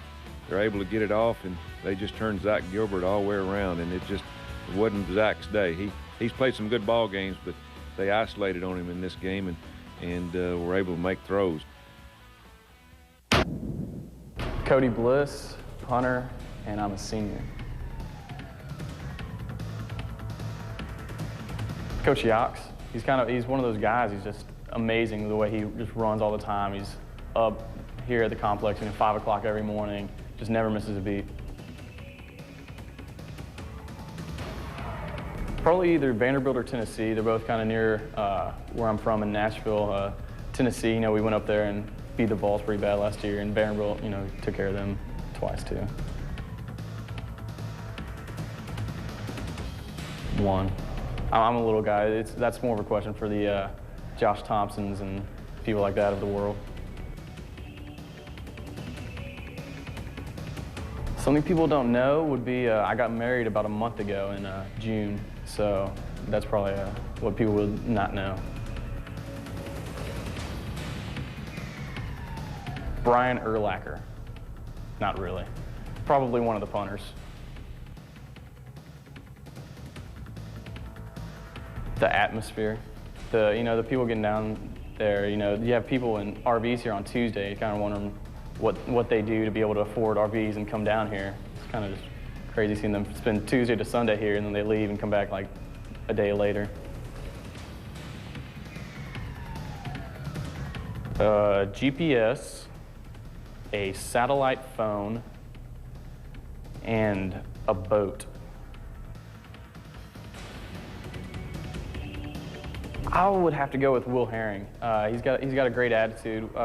We've joked that he's the only person that'll complain about how you're throwing the medicine ball to him when we're working out.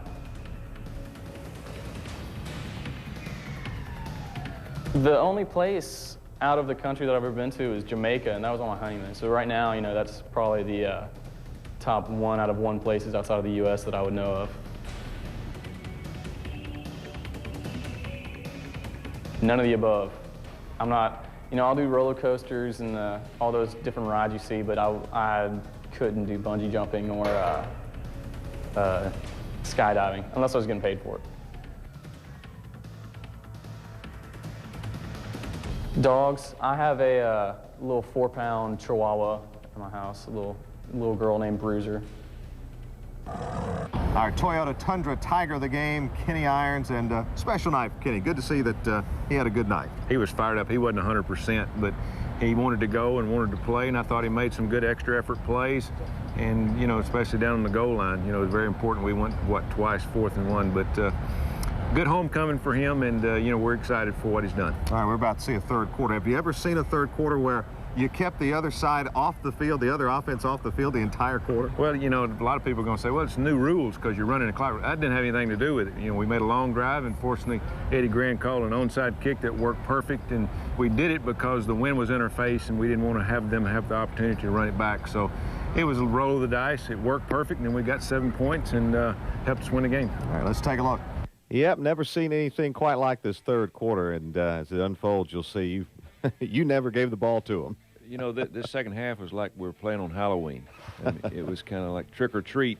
We get the ball after a penalty on the kickoff, make a couple of third down throws. We go, I think, 17 or 18 plays here, running the clock, going for third downs, fourth downs, making plays. Here's a big play from Rod Smith, and I tell you, Brandon he was on in this quarter, and we just trying to play keep away. And again, there's a little short play to Tommy Trott, and he makes a good run. We're just trying to run the clock and score some more points, not trying to do anything fancy. There's another good play by Brandon, scrambling out of the pocket to Tommy Trott, moving down the field. Over 8 minutes already gone in the third quarter, same drive. Then we go for a third down, try to get it in the end zone. They tip it, and we have to kick a field goal. Now, to set this thing up, we knew that the wind was in our face kicking off. And, I just didn't want to give them the ball back. And we'd worked on this all week. Eddie Grant had dreamed this up, and all it was just a kick to the 50-yard line. It was a perfect kick, ball held up into the wind, and we caught them sleeping. And Trey Smith bumbled it there a little bit, but Gerard Powers gets the recovery. And I tell you what, I've never seen an excited sideline like this group.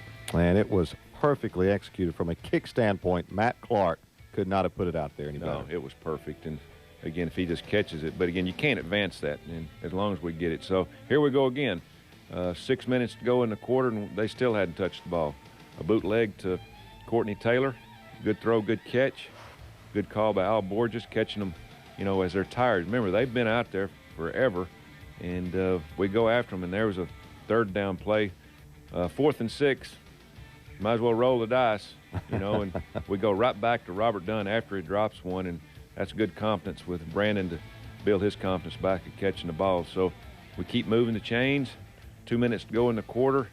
There's another big throw and catch to Courtney, and again, offensive line gave great protection. So we're controlling the football game right now.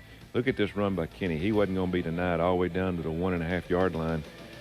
We're just trying to run the clock and also, try to get a few more points on the board. This is 4th down, and a lot of people say, why don't you kick the field goal? And again, it was just a feeling I had in this game. We better score every touchdown we could get, because it was one of those games to where it was going to be just back and forth. And there you can see the football breaks the goal, and we get the touchdown. Now they come back. Starting the fourth quarter, we only have it 3 plays. And, I'm a little bit disappointed here on defense that we didn't make more plays when it was 3rd and 4th down. They probably converted 4 or 5 third and 4th down plays in this drive.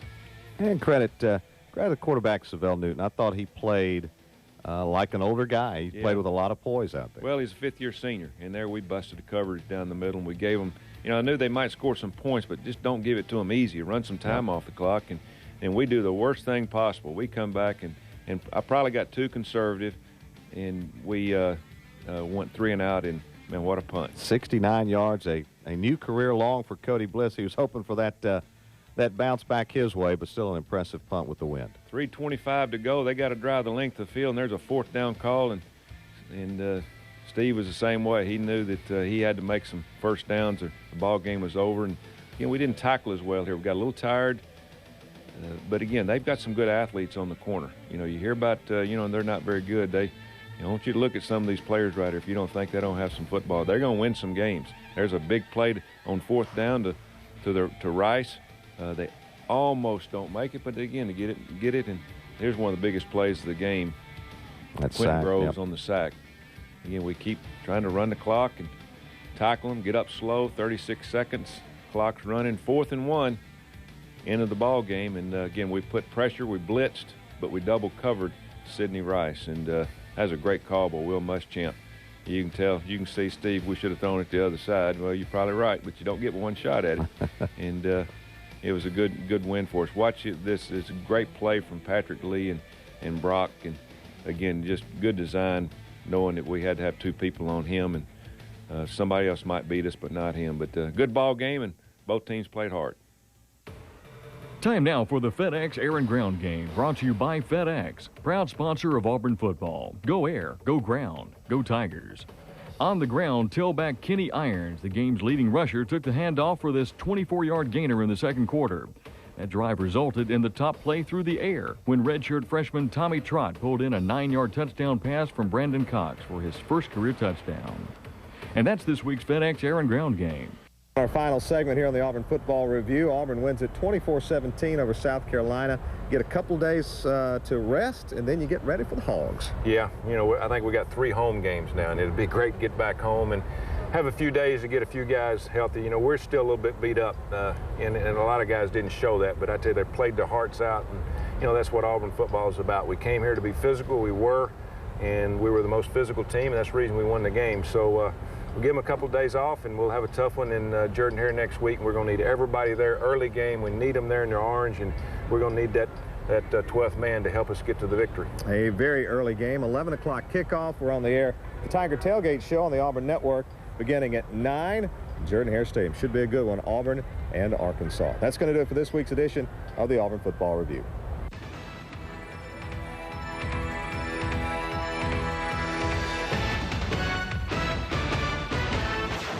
This has been the Auburn Football Review, brought to you by Golden Flake, the favorite.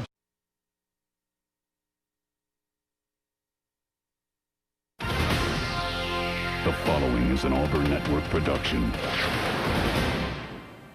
His first punt of the night. He'll take the snap, and he drops it. And he's going to try and kick it. He can't do it. Auburn picks up the ball. Trey Smith, touchdown Auburn. Touchdown Auburn. Touchdown Auburn. Trey Smith picked it up, ran it in. Deep snap. Leak, the senior, steps up, across the middle, caught. They'll lateral it off. It's number 11, and then back to Leak, and he falls down. Auburn picks it up. They'll run it in. Pat Lee, touchdown Auburn. See you later, Florida. Tigers win 27-17. In 30 years of coaching, guys, I've never seen a defense grow up in one half.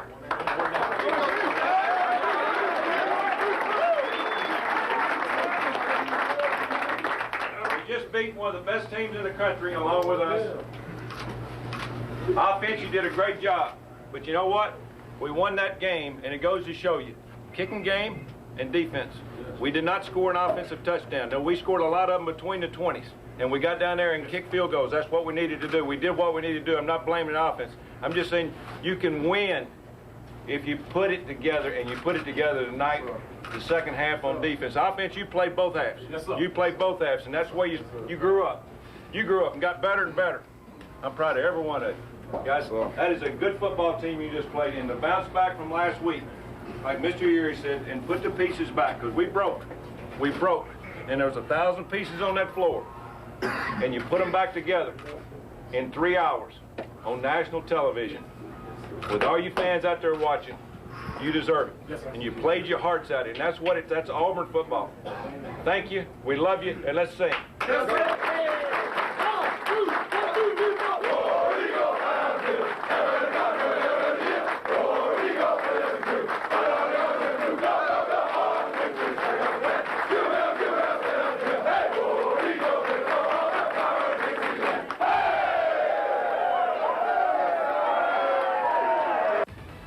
the favorite chip of the Auburn Tigers.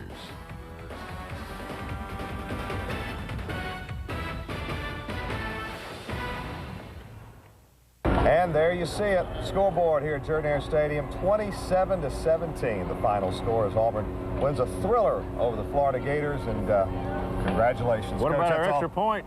We didn't get to kick our extra point. You know, I didn't realize that we scored that at the end. You know, of course, Patrick Lee scooped up and scored. But what a football game that was, not just for our football team and our program, but for the university. You know, the atmosphere on campus, and game day still going on down here in the end zone. And it was just a fun day to be a part of this program, and it was fun to watch our players bounce back from a not-so-good first half and play much better the second half, especially on defense. Really big difference between the two halves. I'm just shocked. You know, they go in at halftime, they have 18 plays for 10-yard average for 180 yards. You know, and it looked like we were playing 8-man football. We didn't have enough people on the field, and you know, it was good. Muschamp and Don Dunn, Terry Price, all the guys got together and said, listen, we're going to make it simple. Just get lined up and play hard. That's exactly what happened. All right, let's go to the Auburn locker room. Visit first with Trey Smith. I mean, this is just what we needed. I mean, as a team, we came together as a team. Everybody grew up. At halftime, everybody grew up. We were like, we really started playing. I mean, we're starting to look bad, you know. So we came out second half, and everybody just played better. And I mean, this is just what we need. We grew up as a team. That was big. I seen that route earlier in the game when they came when they formed trips. So I was thinking that knowing that they were down, they were going to try to take a shot. And he just didn't get all up under it, and I just happened to come away with a pick. And I really wanted to score with that one, but I just came down, so I knew if maybe I might fumble.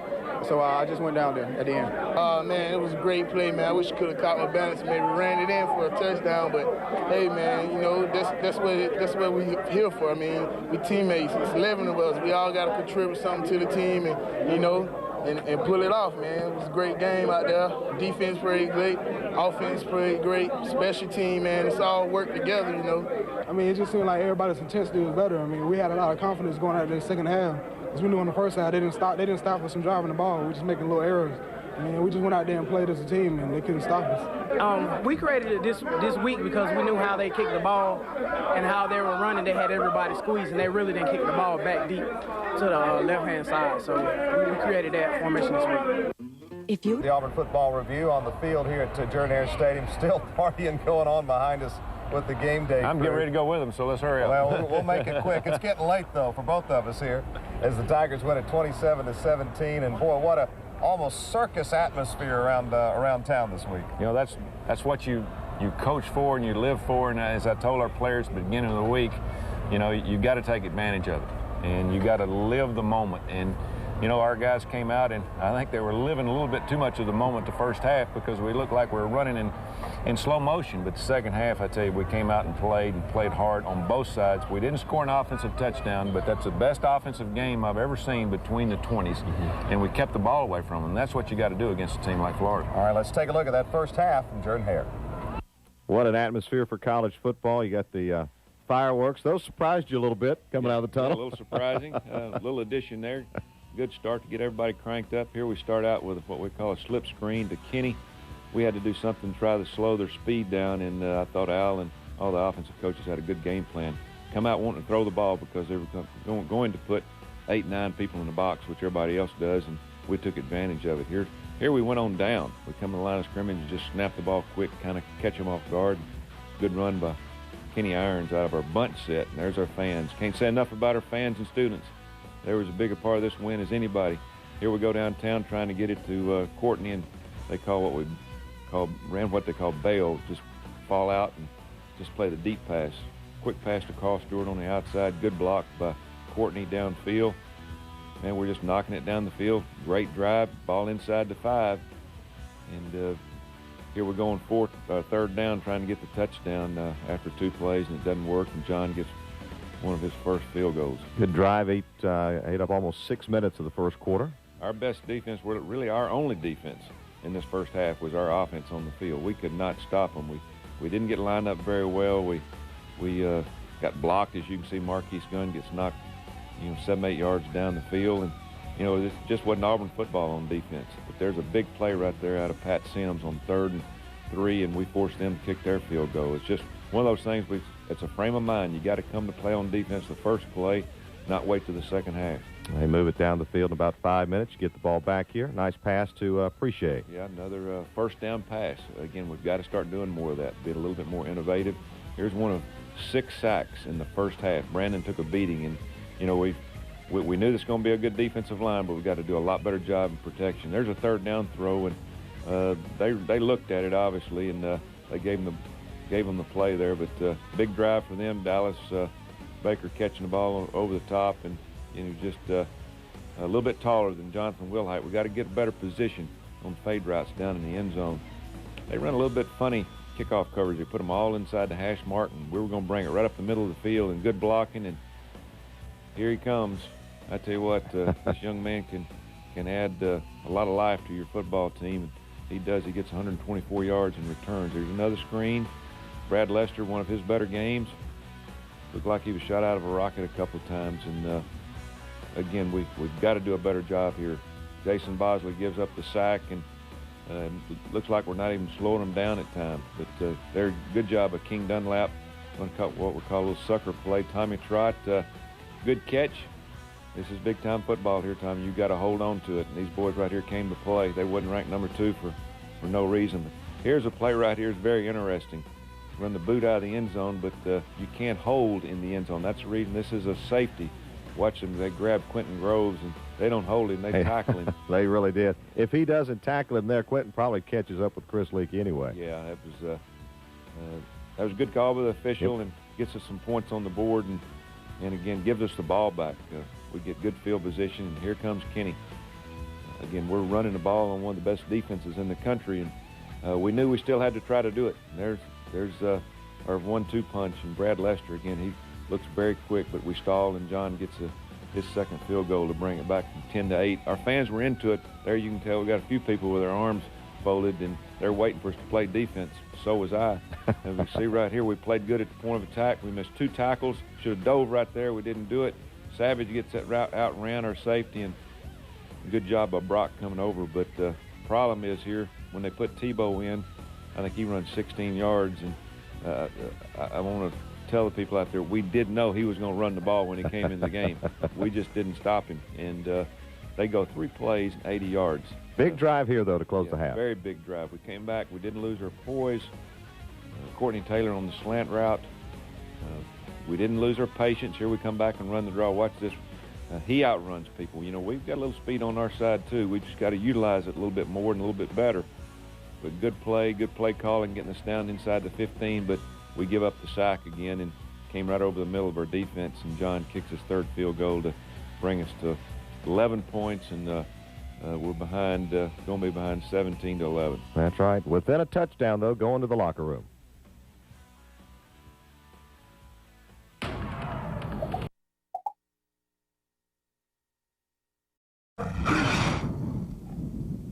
Brad Lester, sophomore, running back.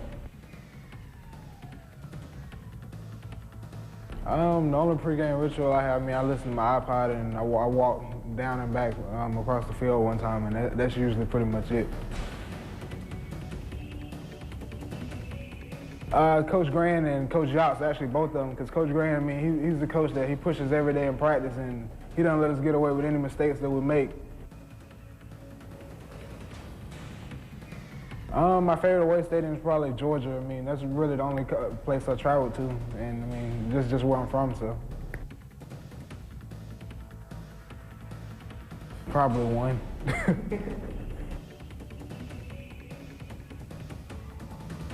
Maybe that I'm an exercise science major, and I've been playing football since I was 4. Maybe like Clinton Porter's, or now maybe a Reggie Bush type running back. This week's Toyota Tundra Tiger of the game is place kicker John Vaughn. In the 27-17 victory over Florida at Jordan-Hare, the senior from Brentwood, Tennessee, contributed 12 points toward the win, connecting on 4 of 5 field goals. John Vaughn, this week's Toyota Tundra Tiger of the game. John Vaughn, our Toyota Tundra Tiger of the game, and on a night where you had some pretty good individual efforts, I don't know what you would have done without John Vaughn. No, he missed one field goal, but that was a huge one at the end to keep them from having the opportunity to go down to the 40 or 30 and try to kick a field goal. But John's improving, and he's been a big part of not just our football team, but the leadership of the kickers and the punters, along with Cody Bliss. It's just been great to have him on our team. Our sideline reporter Quentin Riggins, of course, in the locker room with you guys at the half, and you commented on it coming out of the half. You really challenged the defense at halftime. Well, you can't play defense unless you play as a group. And we had guys out there that wasn't getting lined up right. And one time we had 12 people on the field. They weren't listening. They weren't communicating. They were, as I said earlier, they were kind of caught up in the moment. And you've got to forget everything above ground level and concentrate on the field, because those guys on the other side had a dang good football team and a good offense. And we settled down. We started playing as a group the second half, and we got stronger and stronger. And that's a plus and an encouragement for all of our seniors and all the young guys that have watched this team grow over the last, I guess, 2 hours. All right, let's take a look and see how that defense responded with second half highlights. And you can certainly see here early on something lit a fire into this Auburn defense. It's called responding. But you can tell right here, that they came out and they were going to run the football. They thought they were going to be able to do what they did the first half. Our coaches did a good job adjusting. We just played with more effort. The guys were more fired up. There's our first sack, and we get them in a long yard situation very early. And fortunately, we got our fans involved. Here's the big play. They run some kind of funny punt formation, and this young man got a little bit nervous on that snap and dropped it. And of course, we had the block on, and Trey Smith comes up and wished he hadn't done that flip, but we'll have to learn from that. But that's a big play in the ball game. Here's a second sack of the game. You can tell our defense is got the momentum now. Old Mo is a funny thing. We've got it on our side. Come back, run a play action, quick hit with Cross Stewart. And we're trying to keep them off balance, not get too conservative, make them earn everything they get, even on defense. And there was a short play right there to Courtney. And the thing about it was we need to get a little bit farther down the field. So we turn it over, and you can tell we got them a little bit rattled now. They're not throwing or clicking as well as they were the first half. Good blocking downfield by the offensive line. Kenny on the outside. It's good to have both guys in the game and fresh now. And Brad and Kenny will kind of feed off each other as the rest of the year goes. But here's play action. Really one of the few balls that Brandon didn't get everything into and everything going. So we just didn't make it. And hopefully we can get a little bit more consistent on the third down calls. Is Hugh Nall talking with the offensive line over there? Yeah, it's you can tell the sideline's got a little bit better smile on their faces. We're playing a little bit better. Here we come. I tell you, this is one of their last drives, and this young man Lee can throw the football. You can't give him that much time. Dallas Baker ran all the way across the field and broke our zone coverage, and good throw and good catch from them. Here's really the only play that they gained any yards the second half was option play, and we just didn't tackle very well. We had good assignments, but you got to tackle them when you get there. Here's Tebow back in the game, and we wasn't about to let him get back in the end zone again. Good play there by Senderick Marks, Will Herring. Big play of the second half right here. Big play. They said there was some controversy here. Run a play action. He starts to throw it and he pulls it down. We knock it out of his hand.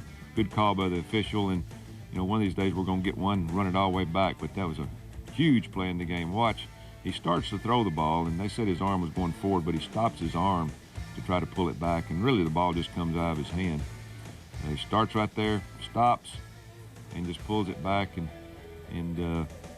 we pick it up. And very fortunate. But again, that's how defenses play. You've got to be resilient, and you got to keep playing hard and make things happen. And obviously there we made it happen. Big play by Trey Blackman.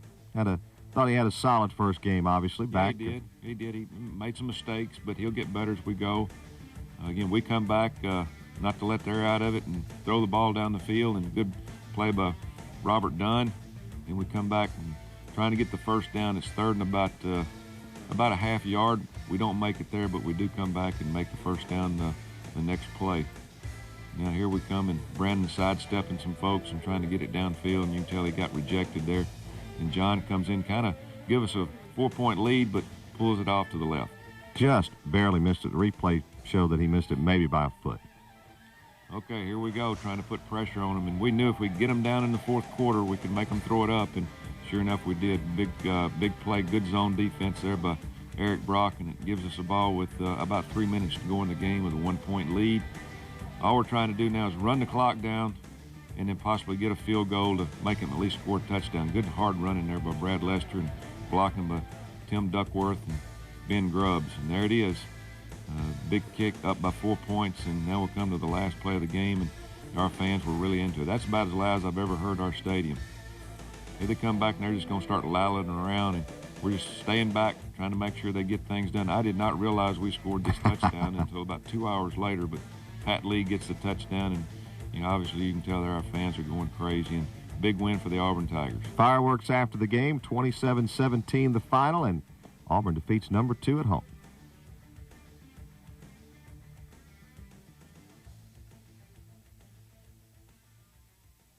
Time now for the FedEx Air and Ground game, brought to you by FedEx, proud sponsor of Auburn football. Go air, go ground, go Tigers. Through the air, in the first drive of the game, quarterback Brandon Cox completed a pass to running back Carl Stewart for a gain of 24 yards and a first down. The drive resulted in the Tigers' first score, a 22-yard field goal. And on the ground, the top play came on a block punt in the third quarter. Defensive back Gerard Powers blocked the punt, and senior running back Trey Smith picked it up and took it 15 yards for the score. The play changed the game's momentum and gave Auburn a lead they would never relinquish. And that's this week's FedEx Air and Ground game. FedEx. Defeat Florida 27-17, and it's a win that really puts you back in the national picture, gives you some momentum in the conference. Yeah, it gives us some stability, knowing that we beat 2 good football teams, and the voters will look at that. It doesn't mean a lot, obviously, because we've got a lot left, but it'll get us back far enough to people have an opportunity to say, we might give them another nod to have a chance to get in that top 2. So we've got to take care of business. We've just got to go play hard and get better and see what happens in the next 5 weeks. All right, you get homecoming this week against Tulane. Yeah, Tulane's improved. They throw the ball around, run a lot of the same offense we saw today. Chris Cephalo's gone through some tough times with his team through Katrina over the last year. But I've watched them some, and they've held their head high, and they've played hard, and they've won some games. All right, kickoff at 1:30 here at Jordan-Hare Stadium next Saturday afternoon on the radio with the Tiger Tailgate Show beginning at 11:30. We'll see you next week here on the Auburn Football Review.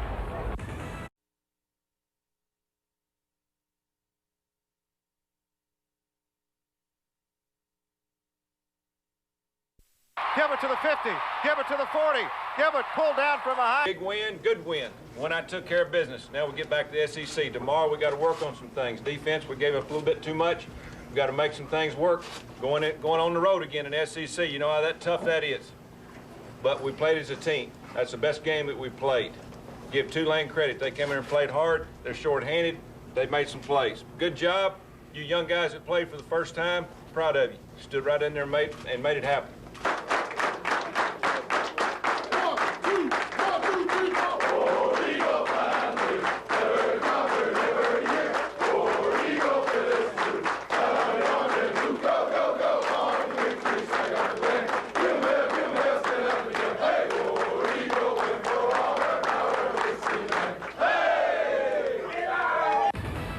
Stadium here as the Tigers win homecoming 38-13 over the Tulane Green Wave. I'm Rod Bramlett with head coach Tommy Tuberville, and I guess it may be an overused term, but I thought a very workmanlike effort today. Yeah, we came out and just got the job done. We didn't do anything special. Offensively, I thought it was one of our better games.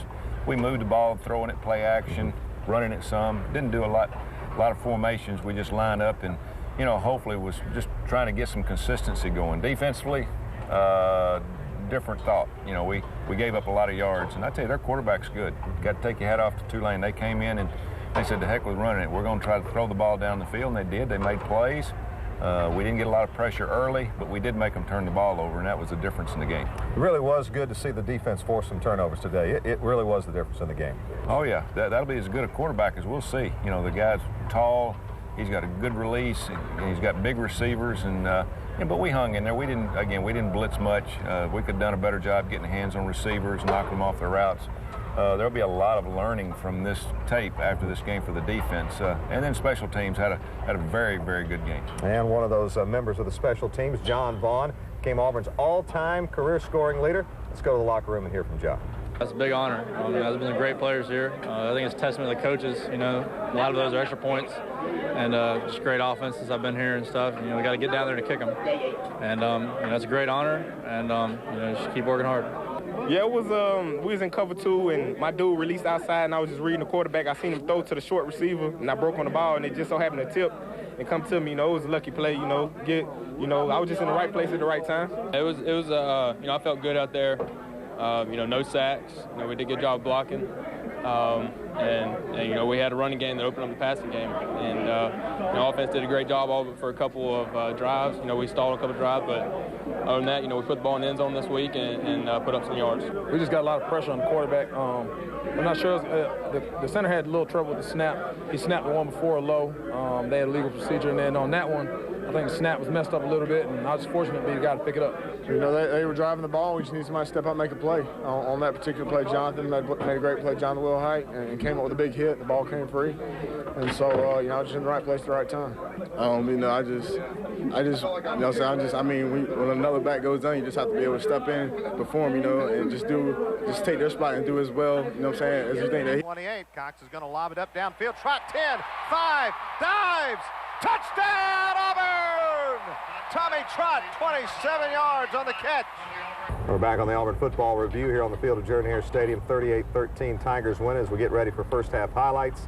And I don't know if you could have drawn up a more beautiful day for football. Yeah, we had a great crowd. They were into it. And, again, I think we made a few plays early to help them, you know, cheer and enjoy it. But, as you said, very little wind, beautiful day, and hopefully we have this the rest of the year. Yeah, let's go to the first half. And as we said, a beautiful day, and the old lady is back, Tiger, making a homecoming flight prior to the football game, and good to see the old girl spreading her wings, and looked like she enjoyed her time on this beautiful, beautiful football day for on homecoming. Tulane gets the ball first. They won the toss and elected to receive, and you can tell we got off to a good start on defense. Quentin Grove on the sack. Quentin's really come alive. We've got to get better pass rush up the middle, though. That's really hurting us, but we're getting good rush from the outside. Marquise Gunn needs to challenge himself a little bit more too, but you know, he's playing good run defense, but our rushing the passer is not as good as it needs to be. Here's a big third down throw on our first series to Courtney Taylor, who had, I guess, his best game. He really did. Brandon Cox had a tremendous day, only threw 3 incompletions, and one of those 3 was a drop pass. Last play was to Trey Smith. Good completion. Here's a little screen pass to Brad Lester, who right here strained his groin again and didn't play much longer. Here's a little toss sweep to the outside. Bosley running. Good block there by Leon Hart, his first start. And we go down to about the 1-foot line, and then Brad takes it in. Good drive, good opening drive by the offense, good blocking. We've got a makeshift offensive line with so many guys injured, but it's good to see that we were able to go out and start off on a positive note. Here's the touchdown run again. Brad had to get that last yard by himself, but good goal line play. And again, it was a beautiful day and great start for the Auburn Tigers. Now here we come back on defense, and I tell you, this quarterback's one of the best that we've seen. He's tall, kind of reminds me of Jason Campbell, can move a little bit, got good touch. I mean, he put it right there where we couldn't cover him, and got a big play down the field. Number 81 had over 100 yards in reception.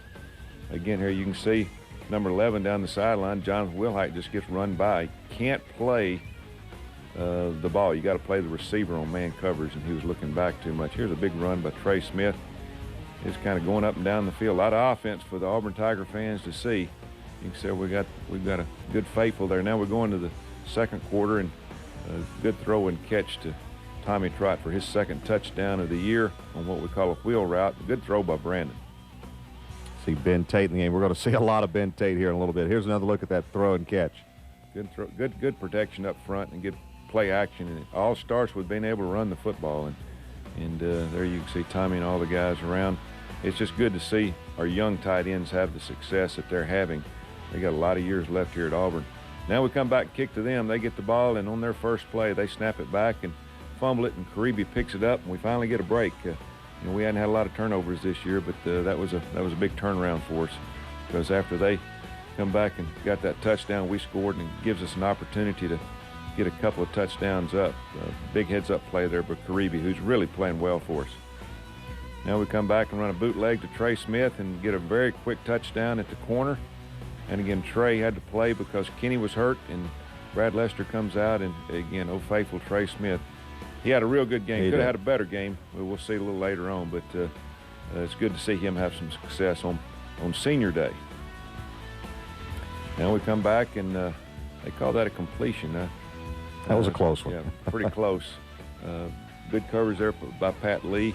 And we come back, and again, we're just kind of throwing short passes down the field. Good play by Gabe McKenzie. Again, he and Tommy Trott are really becoming good football players. There's Courtney, got to tuck it in, though. He gets high right there and doesn't hold it high and tight. Fumbles the ball before he hits the ground, and turnover, which we cannot have down the stretch. We've got to protect the football. Here's a play I'd love to have back. 4th down and a foot, and they just got too much penetration. We run the quarterback sneak. We don't make it. They come back and they go after Gerard Powers here, and a big receiver took advantage of his height. But I was proud of our defense on this goal line stand here. We made them throw the football. We had good coverage. We got pressure, and we forced them to kick the field goal. All right, 21-10, you have the lead, and unusual play here on the kickoff. They're trying to squib it downfield. Look at Tommy Trott. Good hands and good heads-up play. Normally we let that go by us, but Tommy was heads up enough to know that, hey, he could catch that ball and get in good field position. So we take one play, we throw it 22 yards to Lee Guess here on the out route. We stop the clock with 4 seconds, and then John Vaughn comes in and kicks a 45-yard field goal right down the middle. And you take that 2-touchdown lead into the locker room, 24-10. You're on top of Tulane.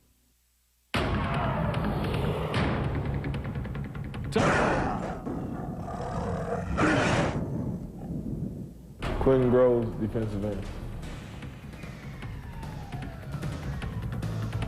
Well, I pray beside my locker before every game, and I do 6 push-ups.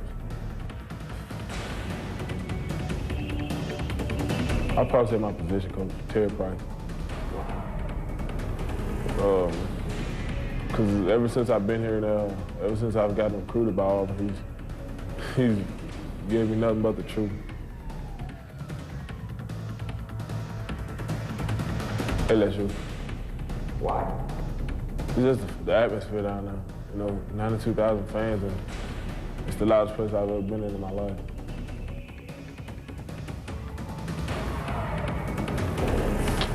I'll say like 20, 25, 30.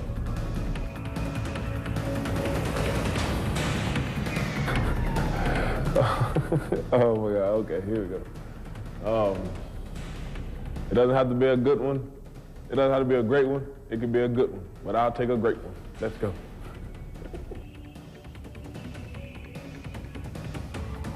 I can play the drum.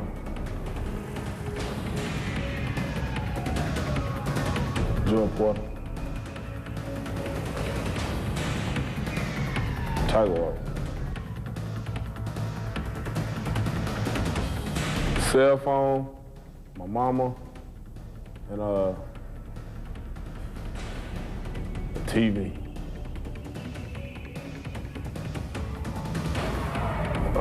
Skydiving. It's just like you're free from everything.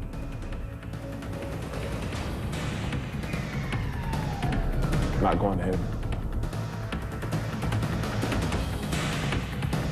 I wanted to be an astronaut. Found space interesting.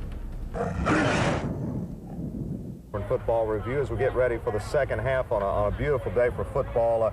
Give us some idea what some of the things you told the football team at halftime.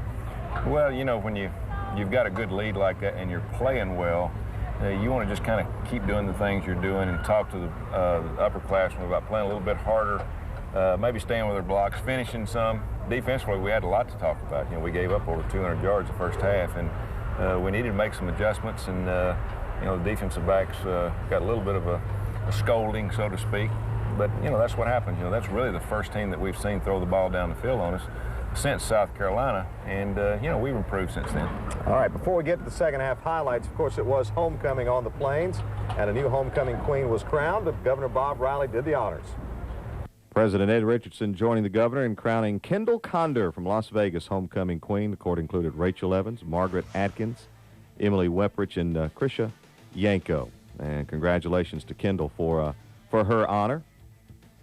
It was a big day. We also had a Parents' Day. You know, all of our seniors had their parents on the field before the game, and it was good to see them all come back at the same time. Great senior group, and then we come out the second half and get the football and move it down, have to punt. And Cody Bliss had a 71-yard punt and then had a punt down to the 3-yard line. He had a great day for us and good comeback for him. Here we're getting pressure off the corner. Good play by Lorenzo Ferguson, but they caught him hooking him on the right side with his backside arm, called pass interference.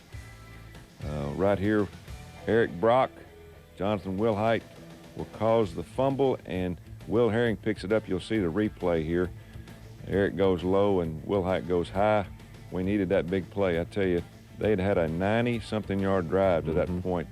Very disappointing defensively for us giving up that many yards, but again, you got to find ways to make plays, and we did right there, and big play by all three of those young men. Will Herring almost got the sideline. Now we come back and we take the ball and drive the length of the field. Here's Ben Tate. He's going to be a good football player for us. He's only 17 years old and still growing. There's a big play by Brandon. That goes to show you the poise he had. Just before he gets hit, he throws the ball down the middle. Appreciate Rodriguez, big play, moving the chains. There's another play to Appreciate. Had a good game. And we come back and run the ball up the middle. Good blocking by Ben Grubbs. I tell you, Ben Grubbs have a chance to make All-American this year. He's one of the better offensive linemen in the country. Had a great game for us. This is Courtney Taylor's first touchdown of the year. Courtney asked after the game, does a touchdown still count 6 points?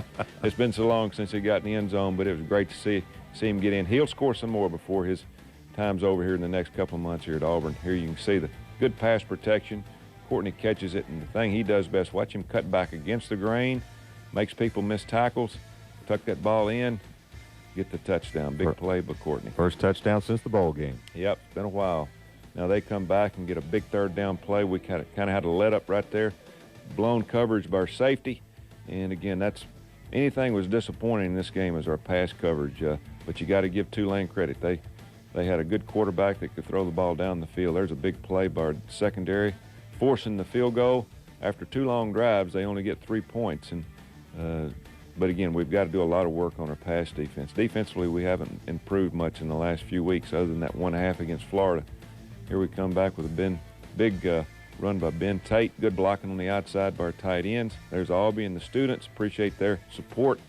Our cheerleaders, our band, great day. It's good to see a lot of people back for homecoming. Go to the fourth quarter now. Here's Ben Tate down the sideline. We're kind of wearing them down. Big Ben up the middle there. And then we come back with Trey Smith. Good block by King Dunlap. And here Ben gets his touchdown over the middle. Good block by Mike McLaughlin on the outside. Good to have Mike back after his injury. Again, you can see Mike blowing the end up right there, getting good movement by our offensive line, and good job there by our offense. Now we come back defensively. They run a draw play. We're getting a lot of young guys in the game. Pat Lee on the tackle. We've got to play the draw a little bit better than that. See Walter McFadden in the game there? Yeah, Walt McFadden, Alonzo Horton, Jamarcus Ricks. There's Merrill Johnson back in. Tristan Davis got the start because of Aaron Savage's injury. Hope you get him back this week. There's Chris Evans in the game. A lot of young players, a lot of guys getting playing time desperately needed. We hadn't had an opportunity to get a lot of them in the game very much. There's Gerard Power, slips down. They get the slant right on him. Again, Tulane moved the ball on us pretty good. And here's a big play again, though. 3 turnovers. Tip the ball. Gilbert gets the interception, but he gets caught from behind. Players will get after him on that. You know, DBs should be able to run the ball back and not be caught from behind. But he's done a good job for us. And again, it was a big play. Here's a tip ball right there by them. Now we got to turn around and block the intended receiver.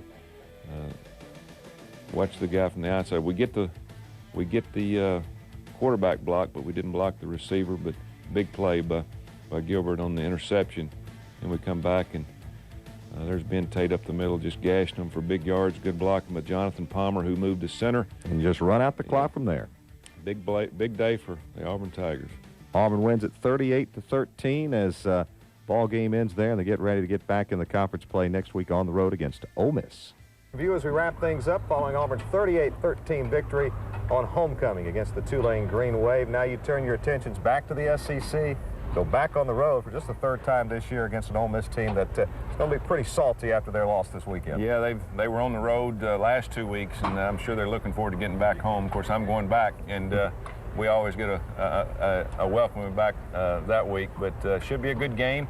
We're going to need everybody over there we can possibly get. Don't take this game off. Go to Oxford, support your Tigers.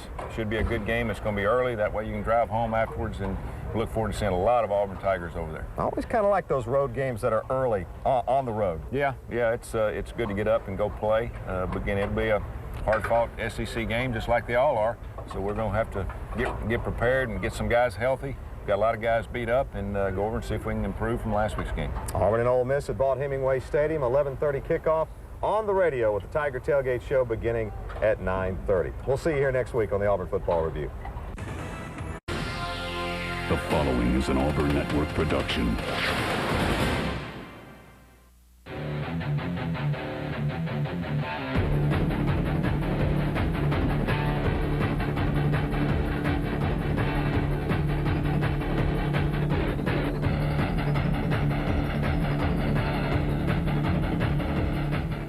Take it on the road, you got to take your best game. We didn't take our best game, we still found a way to win. We're becoming a better football team as a group. That was a team victory right there, defense and offense. When one sputtered, the other one picked it up. 2 big turnovers in the second half, and then the offense took advantage. They got a good football team. When you talk to the press, make sure you talk about how good and how hard they play, because they've been under some adversity. You know, we remember them days. Good job of playing hard. Tomorrow we come back, we get better. Home for 2 weeks. Good to be home, ain't it, Duck? All right, let's sing it up then.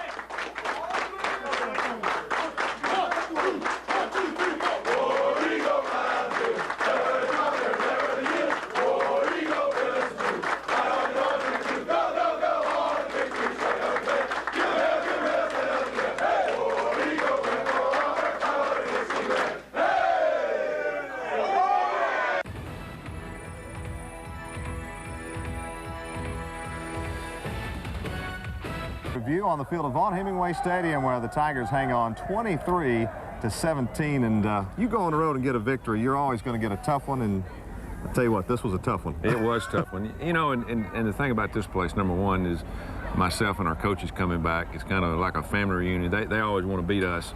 Ed Orgeron's got these guys playing hard on defense. They've got a scrambling quarterback, and we knew we were walking into a trap. If we didn't play well, we were going to be in trouble, but fortunately we made some mistakes in the first half, but the second half we pretty much played flawless. All right, let's go to the Auburn locker room and hear from Rod Smith.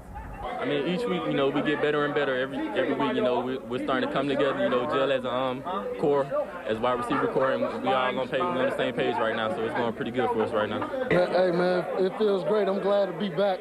See a lot of people I haven't seen in a while, and also see a lot of people that wanted me to come here, and I didn't come, say I couldn't make it. And we just proved to him that I can. So. You know, we both had them working. You know, the thing that hurt us was turnover. Had an interception and a fumble. And, you know, first half we had 3 drives, 2 turnovers, 1 score.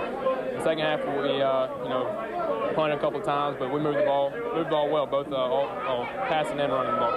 Yeah, I mean, that gets it done anyway. We'll take it.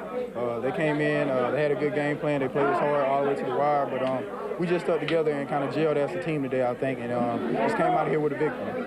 I felt all right. It still hurts, still real sore and everything. But you know, the doctor says it's gonna take a while for an injury like that to heal.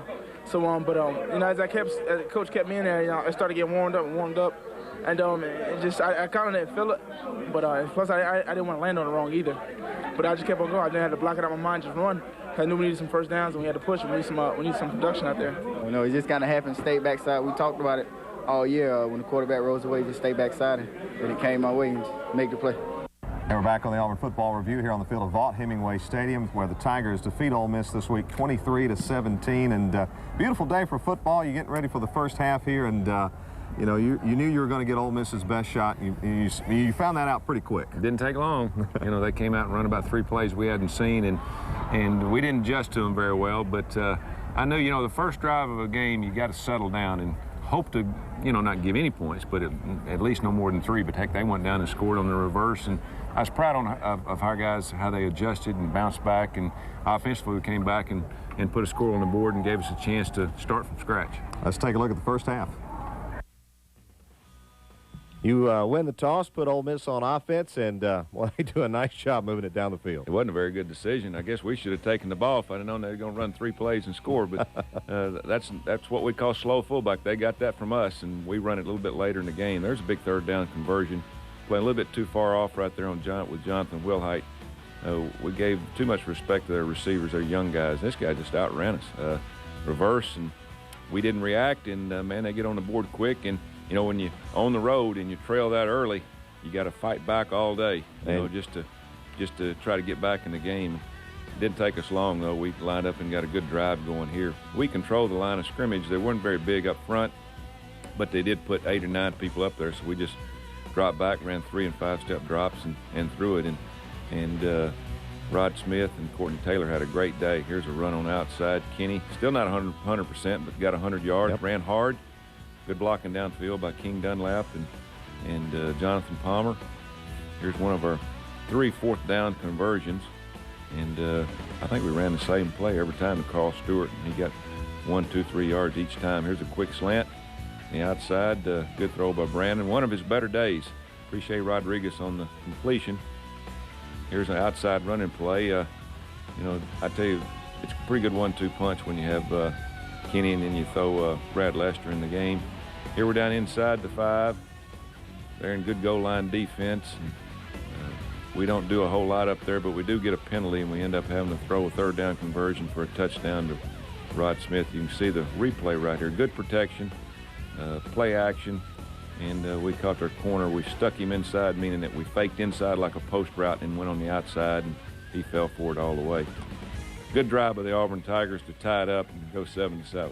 And you mentioned protection. That offensive line did a good job all day long. It really did. Only one time did they hit Brandon. That was on a kind of a bootleg play. But here they come back and throw what we call a drive play, a real deep crossing route. And later in the game, we're going to intercept that same route. Good adjustment by Will Muschamp and our defensive backs. Will Herring on the sack on a short blitz. We get the ball back. Here's the same play they ran the first play of the game.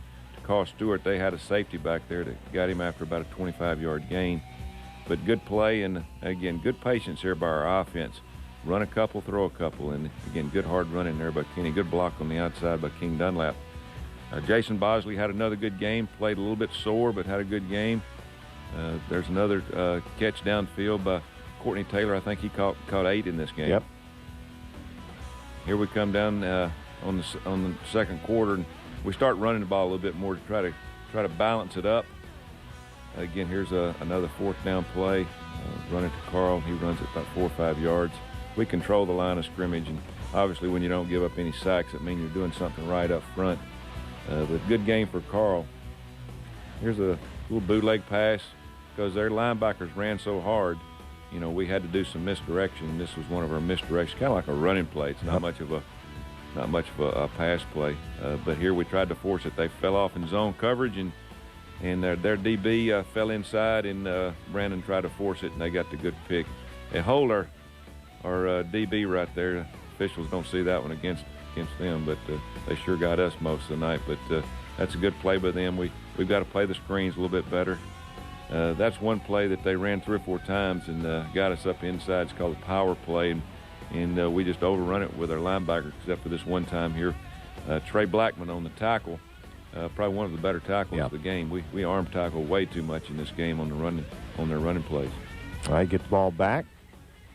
Here's Rod Smith on another slant pass. They started playing a little bit deeper on zone coverage, and we just started throwing underneath.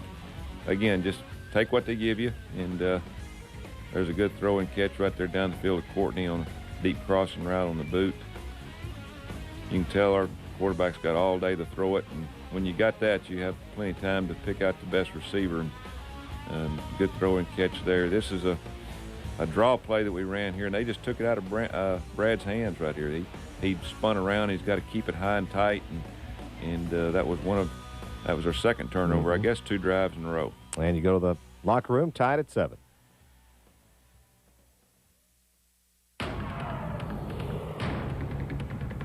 Time now for the J&M Tigers. Jonathan Palmer, senior offensive tackle. Most of the time, well, matter of fact, every time I pray, ask for protection out there, no injuries, and listen to music. That's pretty much it. Probably Coach Nall. He's a hard-nosed guy. He always give credit where credit is due, and he's gonna jump you when you're wrong. So he's always fair. So I look up to him. Unlimited. That I played the piano and the saxophone. Marcus McNeil, number 73, San Diego Charge. Favorite thing is the Tiger Walk, being out there with the fans and seeing the little kids' face light up and just playing in front of 80,000 people, it's a good feeling. I would bring my Bible, some chicken, and Big Mark.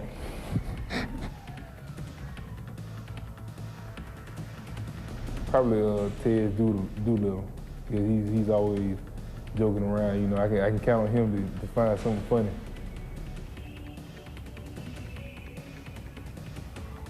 Where I'm from, Atlanta, Georgia.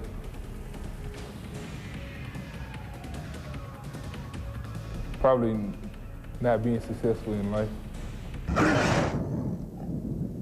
Jonathan Palmer in the Tiger cage this week, Coach. He makes up that offensive line, which I think is getting better and playing better every week. If we'd play him at tight end, he's played every position on the offensive line. I mean, he's Mr. Universal, and we're proud of Jonathan. He's got a lot of athletic ability. He's always been a perennial backup, but this year he's been a star for us, and he's played well. He's got great feet. He's got a chance to go to the next level. He continues to get better every week as a starter, and I'm proud of him. Coming up after the break, we'll take a look at the second half highlights. Auburn and Ole Miss here in Oxford. Package. This is your local Toyota dealer today. This week's Tiger of the game is wide receiver Courtney Taylor. The senior from Carrollton caught 8 passes for 108 yards in the win over Ole Miss in Oxford and passed Terry Beasley for the number 2 spot in all-time career receptions in Auburn. And that makes Courtney Taylor this week's Toyota Tiger of the game. Courtney Taylor, our Toyota Tundra Tiger of the game. Coach, he had a great game. He's had a great career. He's now passed Terry Beasley for second all-time. He really is, and you know what they did to us today, they said, you're not going to run it, you got to throw it. And we took advantage of that, and Courtney ran a lot of crossing routes, which is hard to get all the way across the field and then catch it not knowing who's going to hit you. But, he's been a leader for us. He's made great plays for us in the last 4 years, and I'm proud of what he's done. I'm proud of how much better he's gotten during the year, him being really the only true starter back. Now, second half here, you come out, you get the ball first. What did you tell the team at halftime as you get ready to go back on offense? Well, the big thing we told the offense is finish. We weren't finishing blocks, and of course it's hard to finish a block on their linebackers because they're so fast. We were getting close to breaking one, we just couldn't do it. And then defensively, just settle down and play. Had to stop the run first, knowing that they were going to still throw the ball, which they did a little bit the second half, but play the run first and force them to go the long way. You go on offense to begin the second half. Ole Miss, give them credit, they stopped you here on this first drive. Yeah, we got a good run right there on the first play, and then we don't make a first down. It's we keep shooting ourselves in the foot, and 3 times in this second half we get in the red zone and don't score a touchdown. We have to kick field goals, and there's a drop pass, one of a few by Courtney Taylor. It's just execution, and then we got to find something that will work in the next 3 games in the red zone. Here's that same fullback down the middle of the field, and they just ran it to the other side, and our linebacker made a mistake. I thought this was probably the biggest series of the game.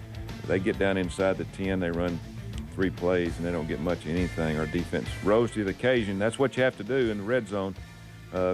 They get a big play, fight back and just make them try a field goal, and there's a good play from Jonathan Wilhite.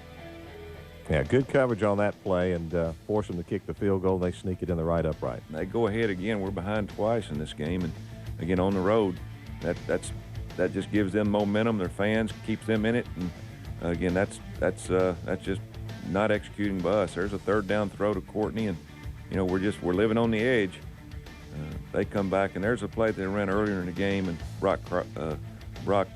Eric Brock makes a great play on that. And again, you're going to see it right here. He just falls back into zone coverage, and quarterback didn't even see him. He saw Jonathan Wilhite covering him, and that was a big play in the game. Get a good turnover. Now we run play action and throw the ball. Great touch right there by Brandon Cox, and getting the ball down the field. We made a lot of yards, but again, we've got to score touchdowns. Now we're down inside the 10-yard line. Brandon's checking off. This is the touchdown that we do get. Watch this run. Good blocking downfield. And again, Brad Lester, Mr. Touchdown. He's scoring a lot of touchdowns for us. And a great run through traffic there by Lester. There's a shot of the band coming over. We appreciate them coming. Had a lot of fans traveling, and it makes a difference when you're on the road to have a lot of familiar faces around. Here's another look from the ground. Good, watch outside. There's our wide receiver blocking. Good job, Jonathan Palmer. Tim Duckworth going back home. And then we turn back around. They get the ball, and we pull an all-out blitz. And there's Groves and Trey Blackman on the sack. Their quarterback started to look a little bit around when we started hitting him in the third and fourth quarter. And again, there's a high throw, and Aaron Savage makes the interception. That's the first one. True redshirt freshman, and I tell you, he's going to make a lot of plays over the next few years for us. Watch this concentration. He's getting ready to make the tackle, and he sees the ball up in the air, and good hand and eye coordination. Not easy to do. Then we come back and run a bootleg again. These guys were really running hard to the ball. Good throw catch by Courtney, and we just tried to slow them down. Look at their linebackers run. And we probably could have run that play almost every time because they were not going to allow Kenny and Brad to get outside or run up the middle. Now we got them softened up a little bit. Good run by Kenny on the outside. He had over 100 yards, but we bogged down, and John kicks one of his 3 field goals in the second half. And again, it means a lot, at least when you can get points after a turnover. We need to take advantage more and try to get more touchdowns. They come back and run the power play up the middle, and again, we've got to stop the middle. These next few games are going to be important. Go to the fourth now. Yeah. Here's a good run by them. They run the same play 3 times in a row, and we never made a play on it, and then they run the play action off of it, and we blew a coverage, and linebacker was supposed to have him man-to-man, and they get the touchdown. So they tie it back up, and here's a big playmaker for us. Tristan getting the ball 3 yards deep in the end zone. Watch blocking on the outside. He breaks it down to 20, 30. Kicker misses a tackle. Guy comes from behind all the way out to the 45-yard line, and that set up basically the game-winning drive for us. But this is a third down throw right here, and I tell you, Brandon and Lee Guest, boy, those 2 young men have had many connections since high school. And that is a big play there on third down to get you down there and moves you inside the red zone.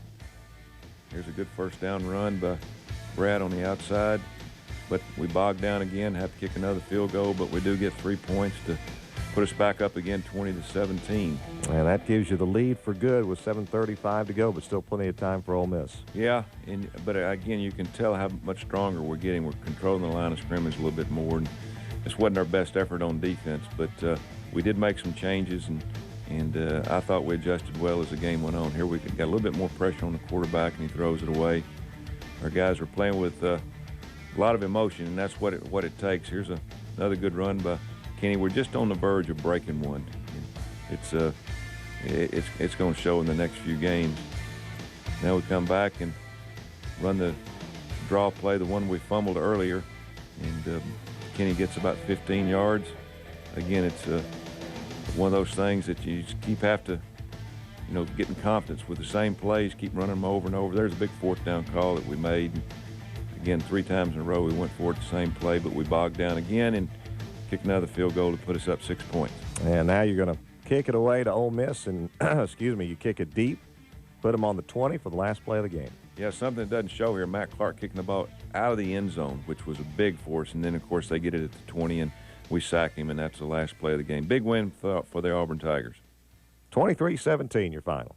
It's time now for the FedEx Air and Ground game, brought to you by FedEx, proud sponsor of Auburn football. Go air, go ground, go Tigers. On the ground in the third quarter, tailback Brad Lester took it in from 6 yards out to score the Tigers' second touchdown to the game against Ole Miss. And through the air, senior receiver Lee Guest pulled in a clutch 25-yard third down pass in the fourth quarter. That drive resulted in a John Vaughn field goal. And that's this week's FedEx Air and Ground game.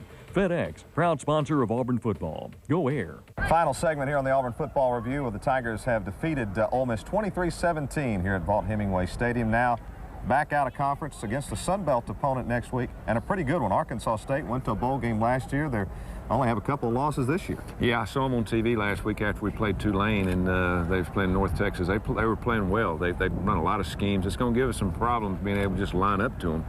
But, you know, we just going back home. That's the main thing. We're going home and playing 2 games before we take our last road trip. But Arkansas State will be a good opponent. You know, they'll come in and let it all hang out, and hey, we just got to try to get better and worry about ourselves. All right, 1:30 the kickoff at Jordan-Hare Stadium. On the radio, we'll have the Tiger Tailgate Show beginning at 11:30 in the morning in front of the Coliseum. And don't forget, it's a pay-per-view broadcast beginning just prior to 1:30. Make sure you order the broadcast if you can. We'll see you back here next week. They'll fake the pitch. Cox going to throw into the end zone. Taylor, touchdown Auburn.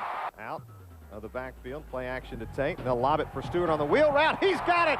Touchdown Tigers. Now it's time. Preseason's over with. Our 2 biggest games are coming up. We're going to play better. We're going to practice better. We're going to concentrate better. And we're going to focus. And we can come out of the chute. You come to work tomorrow, come with a different attitude. We're going to come with a different attitude. You come with a different attitude. We ain't taking nothing for granted. We coming out of the chute. We playing our butt off. We're going to play the best 2 games we played all year, one at a time. We're at home next week, and we're going to give our fans something to look at. Be here ready to go to work tomorrow. Good job. Big Duck. 1, 2, 1, 2, 3, 4. Oh, we go. Never to conquer, never to yield. Oh, we go, Billy's true. Fight on your own to do. Go, go, go. On the victory, strike up the band. Give well, set up again. Hey, oh, we go, with one Auburn, power, Dixie. Hey!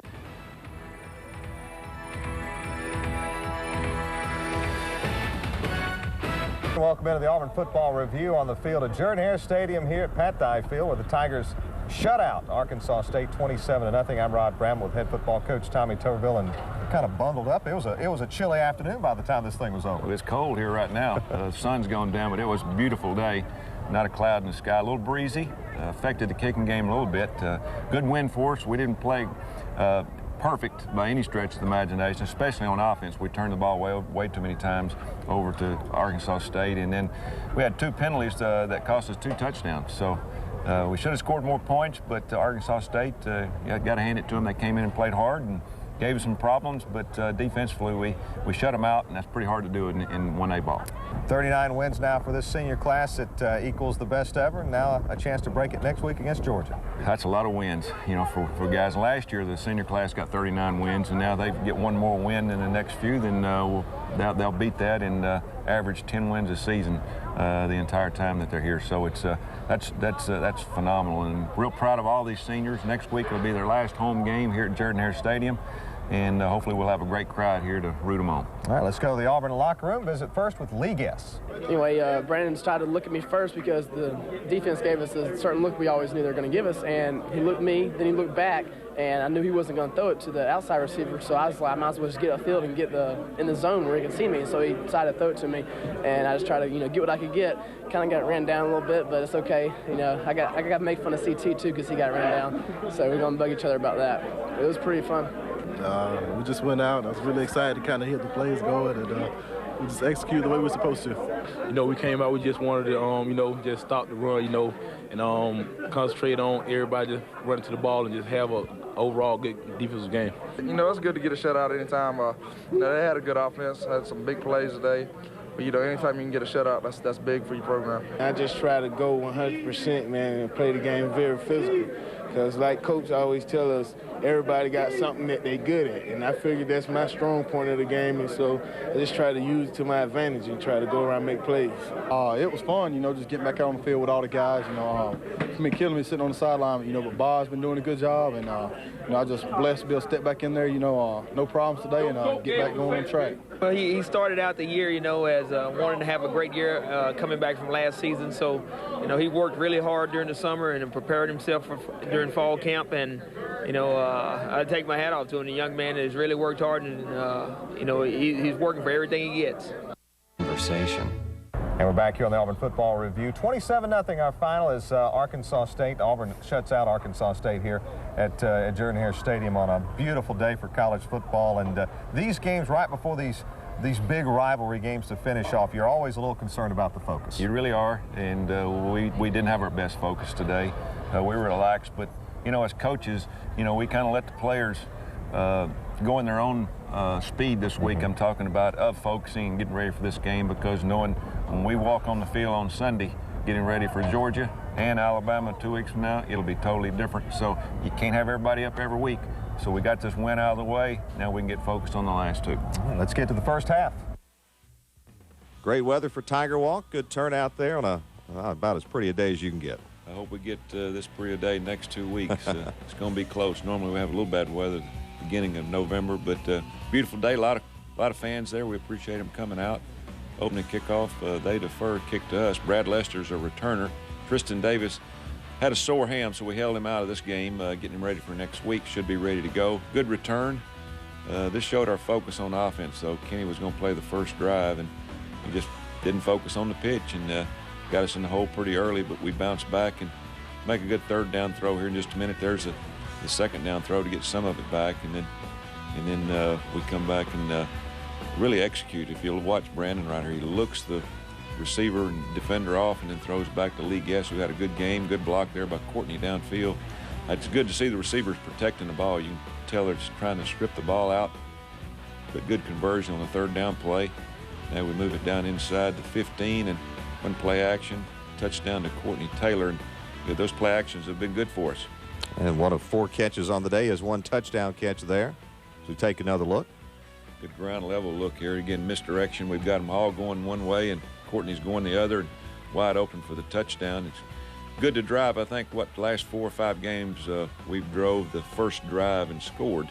And again, we didn't have our focus on the first play, but it looked like we got our focus back. And now we come out on defense, and they run off a little cutback play here for about 7 or 8 yards. Right here's where Eric Brock gets hurt, turns his ankle, and he'll probably be doubtful for this week's game. Tough loss right there, but good play by Chris Browder. He makes 2 plays back-to-back, and after making about 8 yards, and they lose about 8 yards. And again, there's Chris on the screen. He gets the start because Marquise Gunn didn't practice most of the week. Marquise played a little bit. There's Nova, one of our young Eagles. She flew before the game. Probably will take the place of Tiger, who gets retired next week. Retiring this week. Here we come back to Brad Lester, makes a good run. Really didn't control the line of scrimmage as much as we'd like. Would have hoped to run the ball a little bit more. But again, good pass protection, not a very good throw by Brandon. Again, we look a little lackadaisical on offense all through the game. We weren't sharp. We're going to have to be a lot sharper going into these 2 games. We're going to get that focus back. Trey Blackman on one of his tackle for losses. And Trey, no matter who we're playing, he comes to play. And again, good protection right here up front. Good throw and catch to Courtney downfield. Just missed a block on the outside there. He'd have gone in the end zone. He'll run a lead draw to Brad Lester, who had a good day. You can tell he's getting back 100% healthy. We come back and run the screen to Carl. Carl looks a little passive right here on running. We didn't get the block on the outside, and we forced to kick the field goal. I think this is 1 of 2 by John Vaughn. A little chip shot there to give you a 10-0 lead late in the first quarter. There's our fans. Again, we had a lot of fans, a lot of people attending. It's good to see them. Here we come back, and on their first play, they had turned the ball over 6 times the week before. Here they turned over. They missed their center in this game. He didn't play, and you can watch in the replay right here how Trey Blackman reacts to the ball. He's got great reaction skills, and it's good to get that turnover. But we turn around and make a bad call right here. We should have never done this and thrown in the end zone and give them the ball right back. Just shouldn't have put Brandon in that situation on that play. We turn it right back over to them, and they come back and start running the ball. They had good yardage on the first play, but they come back and we stop them here on this short yardage play, and we come back and now get the ball after a punt. They ran some funny punts in this game. Here's Ben Tate. He basically gets most of the carries the rest of the game and had 93 yards. Good day by Ben Tate. Good blocking up front. Play action. Appreciate Rodriguez. Got to catch it on the first throw. First catch, you got to catch the ball the first time. These next couple of games, he'll get that ball knocked out. Again, loss of focus. Good blocking up front here, though, by center. Joe Cope. Good to see Joe back and coming back and had a good game for us. Here's a play that's given us problems all year long, but We did a good job of stopping that run. Now short screen to Courtney, and we're just a step short here. One of their guys has an angle on Courtney, catches him downfield, or we go up 17 points. Again, red zone problems. Blocking downfield's good. Good run by Brad. Early movement on. Oh, check that. That's the next play. You get it down to the 1 yard line. Here's the early movement. Left end right here, Gabe McKenzie. We walk in the end zone, but we move. And again, on the road, at home, no crowd noise. That should never happen. Just again, loss of focus. And then again, second field goal by John. We should be ahead by 21, but only up by 13. This little quarterback was pretty fancy and nifty. Yeah, pretty athletic quarterback as you go to the locker room, leading 13-0.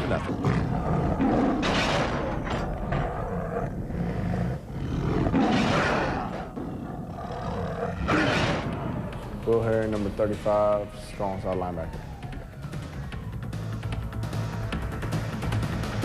Before a game, I like to listen to my iPod, listen to music, walk out on the field, just hang out with the guys for a minute, and then come in and get tape and dress. Probably Coach Willis, just because for one, he's my position coach. I've got to know him a lot this last year, and it's just been an honor playing for him.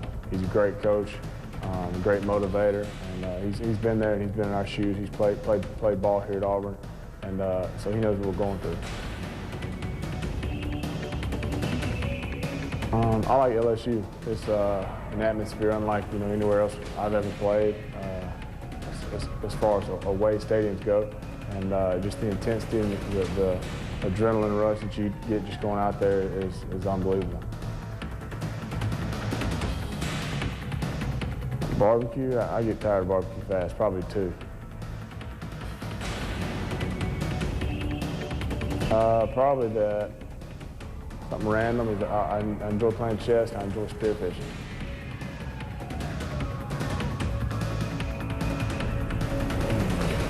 Born country, probably. I was born country. I like that one. Alabama. Matches, a gun, my family. Probably Joe Coke. He's just probably one of the more savvy people on the team out there on the field. Works as hard as anybody I've ever known. Has battled through a lot of adversity, and just a guy that myself and a lot of people look up to. Skydiving, definitely. Lasts longer. Bungee jumping gets over in a few seconds. I think skydiving would be fun. First fear.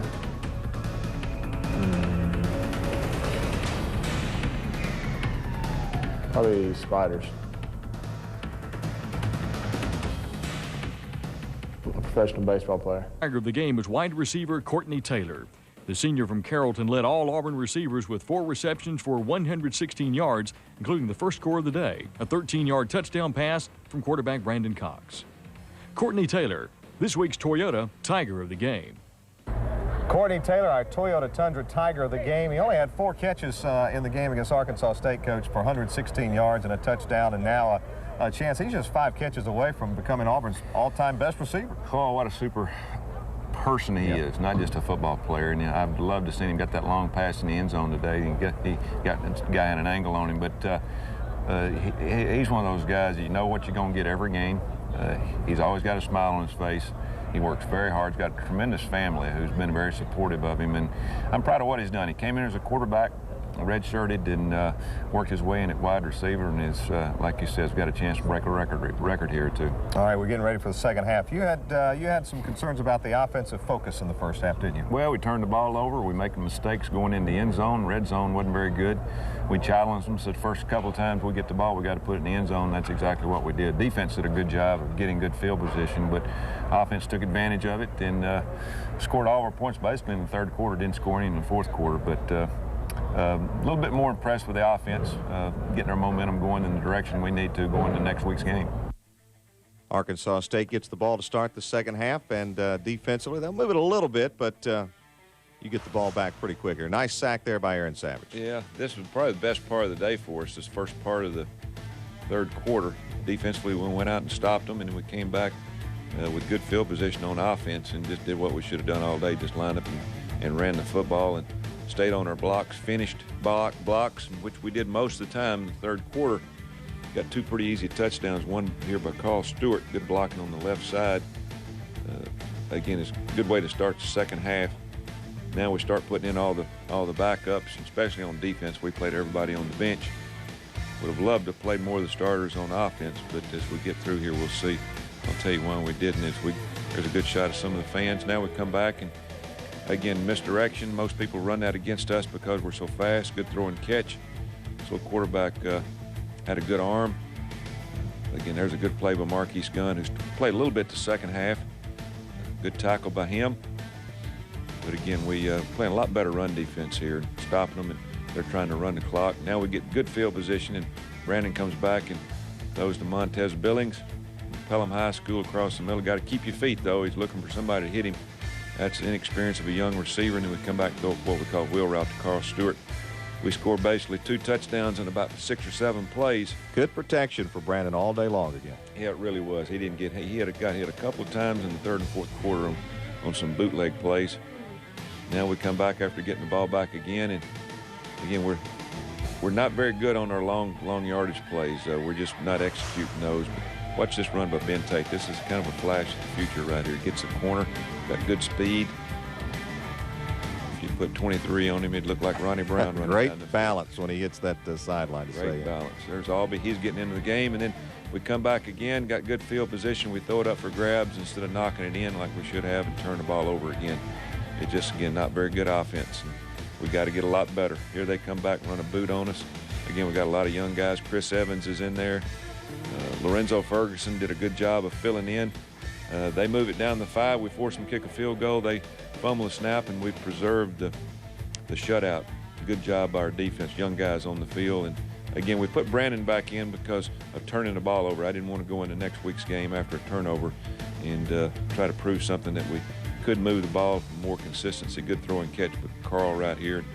And again, we did play a lot of younger guys, but not quite as many as we needed to on offense. Again, another good run by Ben Tate, who's going to be a good football player. Hey, and you continue to run your offense here. You're not just trying to run the football. Looked like you were trying to work on a little timing with Brandon, too. Yeah, we were. And again, we just didn't do a very good job consistently, and they come back. Watch this play right here. Pat Lee looks like a receiver. His first interception is the Auburn Tiger. And he'll bring it back to midfield. And from there, you run out the clock. Another look at it here. And he looks just like Courtney Taylor out there. I'm sure he and Courtney had a few words after that one as the Tigers go on to win it 27-0. Get ready for the Bulldogs next. Time now for the FedEx Air and Ground game, brought to you by FedEx, proud sponsor of Auburn football. Go air, go ground, go Tigers. Through the air, wide receiver Courtney Taylor pulled down a Brandon Cox pass in the second quarter for 57 yards. The drive resulted in a Tiger field goal. And on the ground, freshman tailback Ben Tate went around right in for a nice 38-yard gain as the third quarter ended. And that's this week's FedEx Air and Ground game. FedEx, proud sponsor of Auburn football. Go air, go ground, go Tigers. I may be the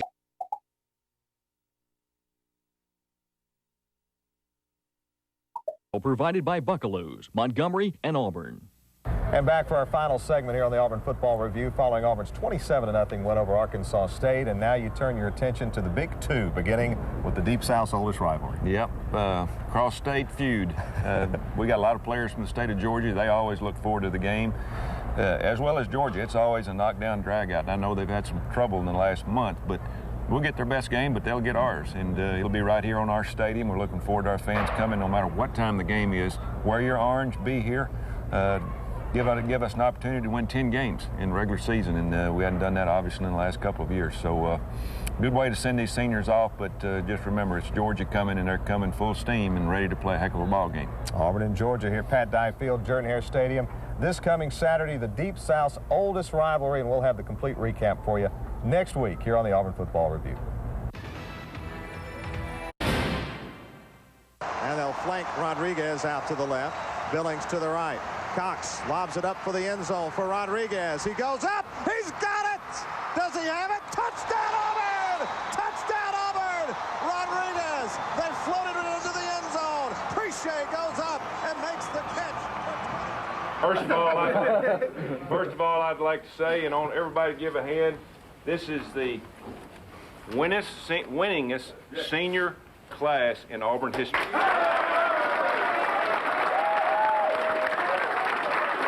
This is also the second group that we've had that's never lost to Alabama.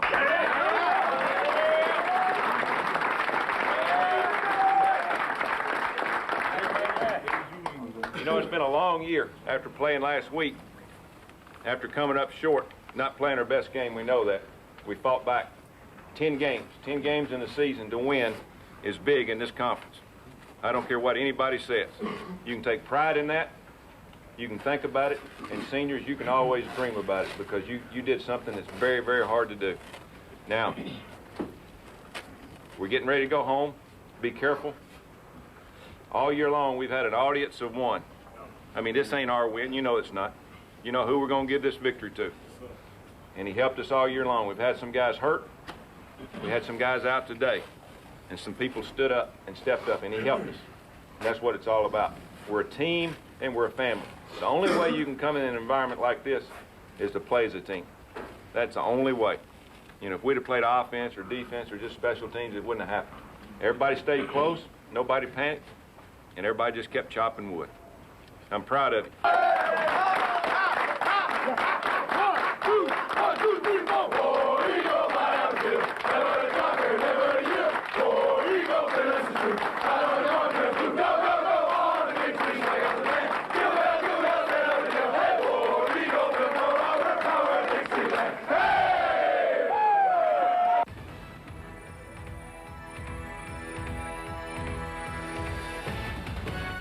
And welcome into the Auburn Football Review. We're on the field of Bryant-Denny Stadium following Auburn's 22-15 win over Alabama. Congratulations, 5 in a row. Yes, yes. What a game. You know, I'm so proud these players for winning 5 in a row. I'm more proud of them winning 4 in a row here in this stadium. It's so hard to win on the road, especially against your rival team. And they came to play, you know, and their fans did too. It was a hard game. Our seniors took control of this game. I'm really proud of them. 40 wins, you know, for a senior group, most ever in Auburn history. It couldn't happen at a better place here in this venue. And it's the second senior class never to lose to Alabama. Yeah, I mean, that's unbelievable. And I'm proud of the entire team. You know, Courtney being out, Taylor, Eric Brock being out. We lost Michael McLaughlin the last week in practice. We're pretty beat up, but coaches put together a game plan that was control the ball, run it, don't throw it a whole lot. And then defensively, we played zone. We didn't play near as much man, and we kind of caught them off guard a little bit. Now, they took the opening drive, as we'll see, and score. But after that, we just stuck with it, and we got a couple of coverage sacks with fumbles that went right along with playing zone coverage.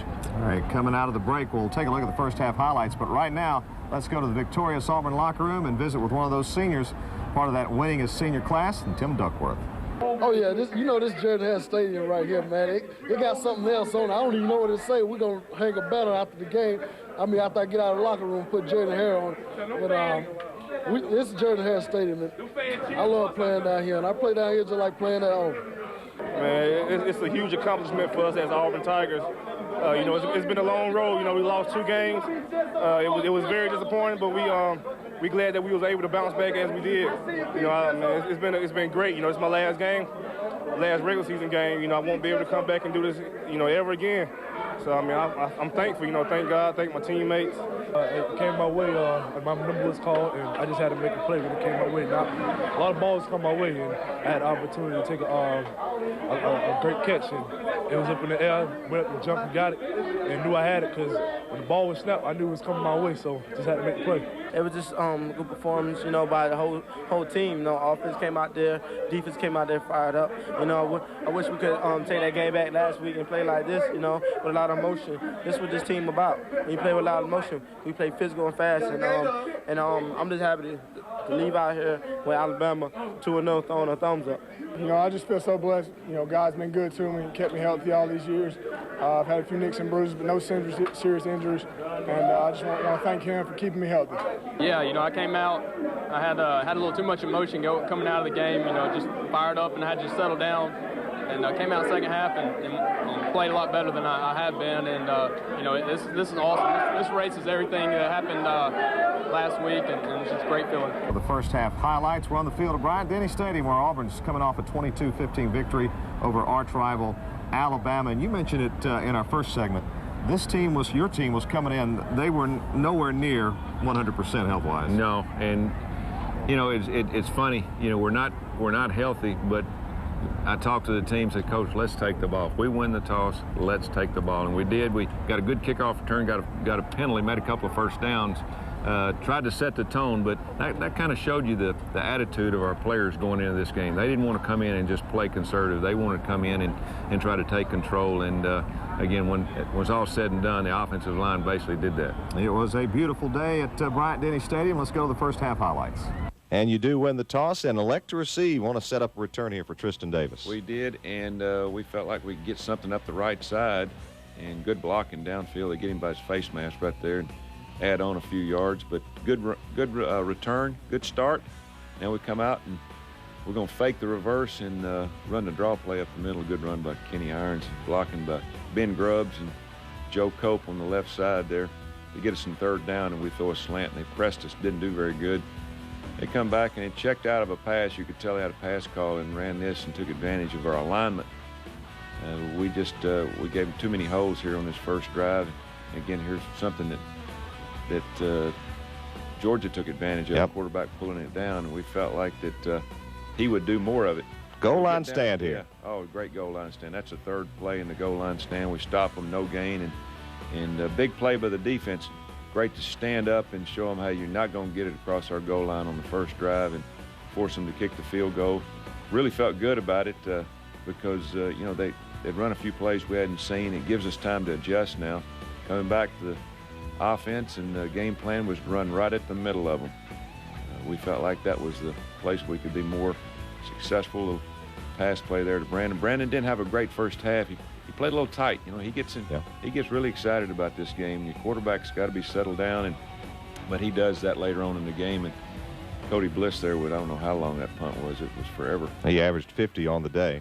Great day for him, and probably made him all conference. And then we come back first play, and they felt confident throwing the ball, but you got to block our ends, and they didn't block him. Block Quentin Grove, and he comes around, as you watch right here, and knocked the ball out. And Wilson, their quarterback, paid for that one. And again, on the blind side, big turnover. And then we run Brad Lester here a couple of times, and we weren't going to do anything fancy. This was a play we put in where we felt like we could make a cutback off a toss sweep, and it worked perfectly. Good coaching there by Eddie Grant and Hugh Nolan.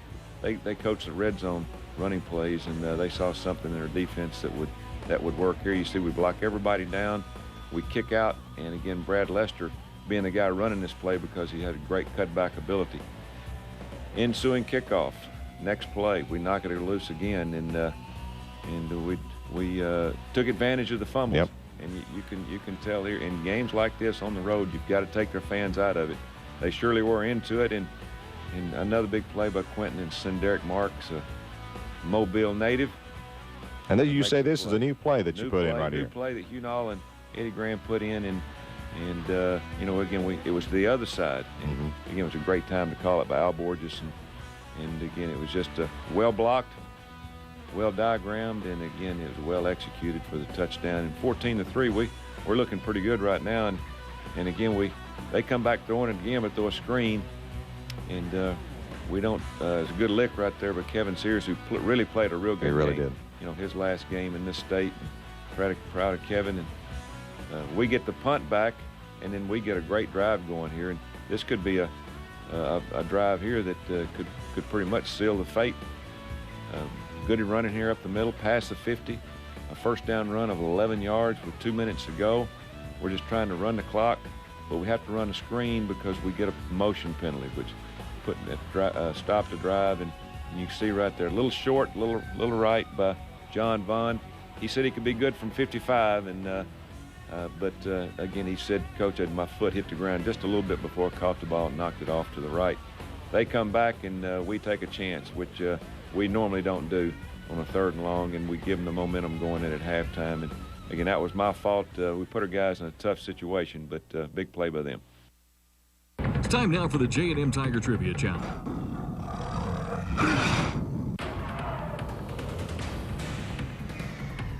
Coach Jacques, it's one coach that I look up to. You know, now he's a guy. You know, he's a guy that you know, he puts you on the right path. You know, he tries to make a man out of you, and that's what he does. You know, he tries to get you to understand life and the reason why he's doing the things, and what his workouts is trying to make you a better person, make you a stronger person, mentally and physically. And if you accept what he has to offer, then you become a better person overall. How many barbecue sandwiches? Maybe like 8, 9, 10 maybe. My stomach's not that big. You know, my stomach's not like JP's, Jonathan Palmer's stomach, or Joe Cope's, not like their stomach. I get nervous. I get running with butterflies, big time. You know, people think they see me joking around, laughing. They think it's easy out there.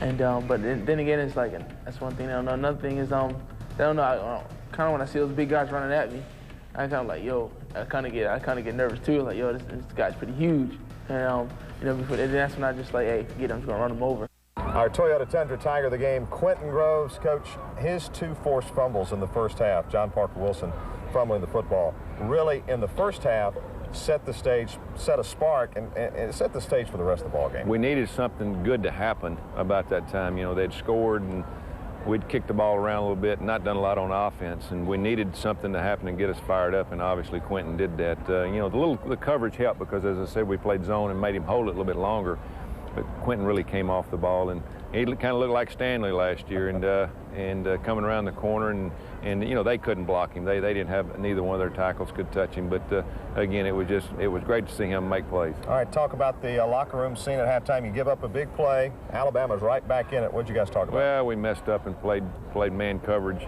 on the 3rd and 8 or 10, and gave them a quick touchdown.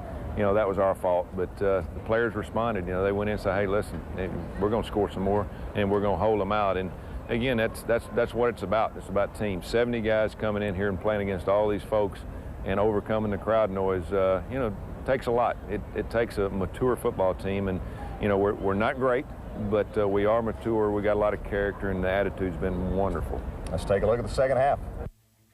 It's a big drive for Alabama. They get the football to start the second half, and man, they move it right down the field on you. Yeah, they had a couple of 3rd down conversions, that being one of them on the slant. We're just not playing aggressive enough on the slant. Here we blitz, and we turn the crossing right loose, and they make a big play. Again, we just continue to get up. Too many 3rd down plays. I think they were 7 for 14, and that's way too many. They call that a touchdown. He never had possession, but you know, I don't know why we have this instant replay sometimes where they don't go back and look at them. That's part of it, and we get the ball on the ensuing kickoff. They're ahead. We got to do something. That was a big 3rd down throw right there, and now we come back to Carl. This is the Carl Stewart half of wheel routes. We have lived and died off that play this year and done a good job. Here they come on 3rd down, brought the house, and a little aggressive right there, but we end up being able to get the punt and then get the ball back. This is 1st down play, and a great call by Al Borges here. It's kind of a fake off of a reverse and then throw it downfield to Carl after he comes out of the backfield. Not quite like the one we ran before. Here's a 3rd and 10, something like that, and play of the game. Appreciate Rodriguez, and we ran a slant and go, faked the slant, and then took off the corner, and their corner couldn't keep up with the speed of Appreciate. That was a big play, as you'll see it right here. He fakes him inside like a slant, turns him around. His height, the 6'4", makes a little bit of an advantage, and big play. Now we go for 2, and this is a big play. Run a toss sweep, and I tell you what, that's a play right there, just amazing. You know, you'd call a halfback pass, and I was even kind of questioning the call on that, but they'd worked on it, and old Lee Guest came out of the backfield, Lee from Birmingham, big Auburn family, and man, he'll always remember that the rest of his life. Not the tightest of spirals, but hey, that didn't matter. Carl Stewart, you know, it was his day. There's a big play by Antonio Coleman from Mobile, another Alabama native, and you know, they must thought we were going to be playing the pass, but we still kept playing the run. Good pressure here by Quentin on a 3rd down play, and we get the ball back. forced the punt. Now we come back just trying to run the clock, and a good run here by Kenny. He gets about a 20-yard run. Starting to get bigger holes. We're one step away from breaking it. Here's a play right here, though. He's got to tuck the ball. 81 hits the ball. Ball comes up, they get it. Good job by Jonathan Palmer on the tackle there to get the ball back. Now, defense, you got to hold your own. Backs against the wall. Watch Will Herring, Opelika native, knock the ball loose, and Derek Marks comes over and gets the fumble. And you know that was the play to get the ball back, just basically run the clock out to have the chance to win this game. Big play by Will Herring. I tell you, I love that kid. He plays with heart every play. We've changed around positions. Look at their great technique and just stuck with his fundamentals. And when you play zone defense, you have to, they're going to catch some balls. You have to create turnovers. Watch little Brad Lester come through. He's one step away. 9-yard run. Hurting a little bit there with his knee, but pushed through it. They get the ball back now and make a few throws. I want you to watch this. How they can call that ball inbounds, I'll never know. But we'll give it to them and see what happens. Here's a little end around. There's comes Will Herring, and Will makes the play. Good speed. Again, stay with your fundamentals. Don't panic. Don't lose your composure. Watch this tackle. Great tackle. And again, it's all staying with what you're doing. Don't lose your composure. They're holding right there. They'll also call that, but that's the 4th and 15 call right there that David Irons just absolutely had them covered up. Then we come back with 4 minutes just to make a couple of first down. The ball game's over with, but we always make it tough. Here we come, and we make one first down. We're keeping the clock running, but we end up having to punt. They get the ball, and as you can see right here, throw a fade route. We're playing zone coverage, and big play by David Irons. Second interception of his career of the year, and that one seals the deal. We'll take another look. Seals the deal, and again, zone coverage, you just don't give them anything deep. Make them earn it, and their quarterback Wilson threw it up for grabs, and again, that was a great game by both teams. We're fortunate to come out ahead and win our 5th in a row.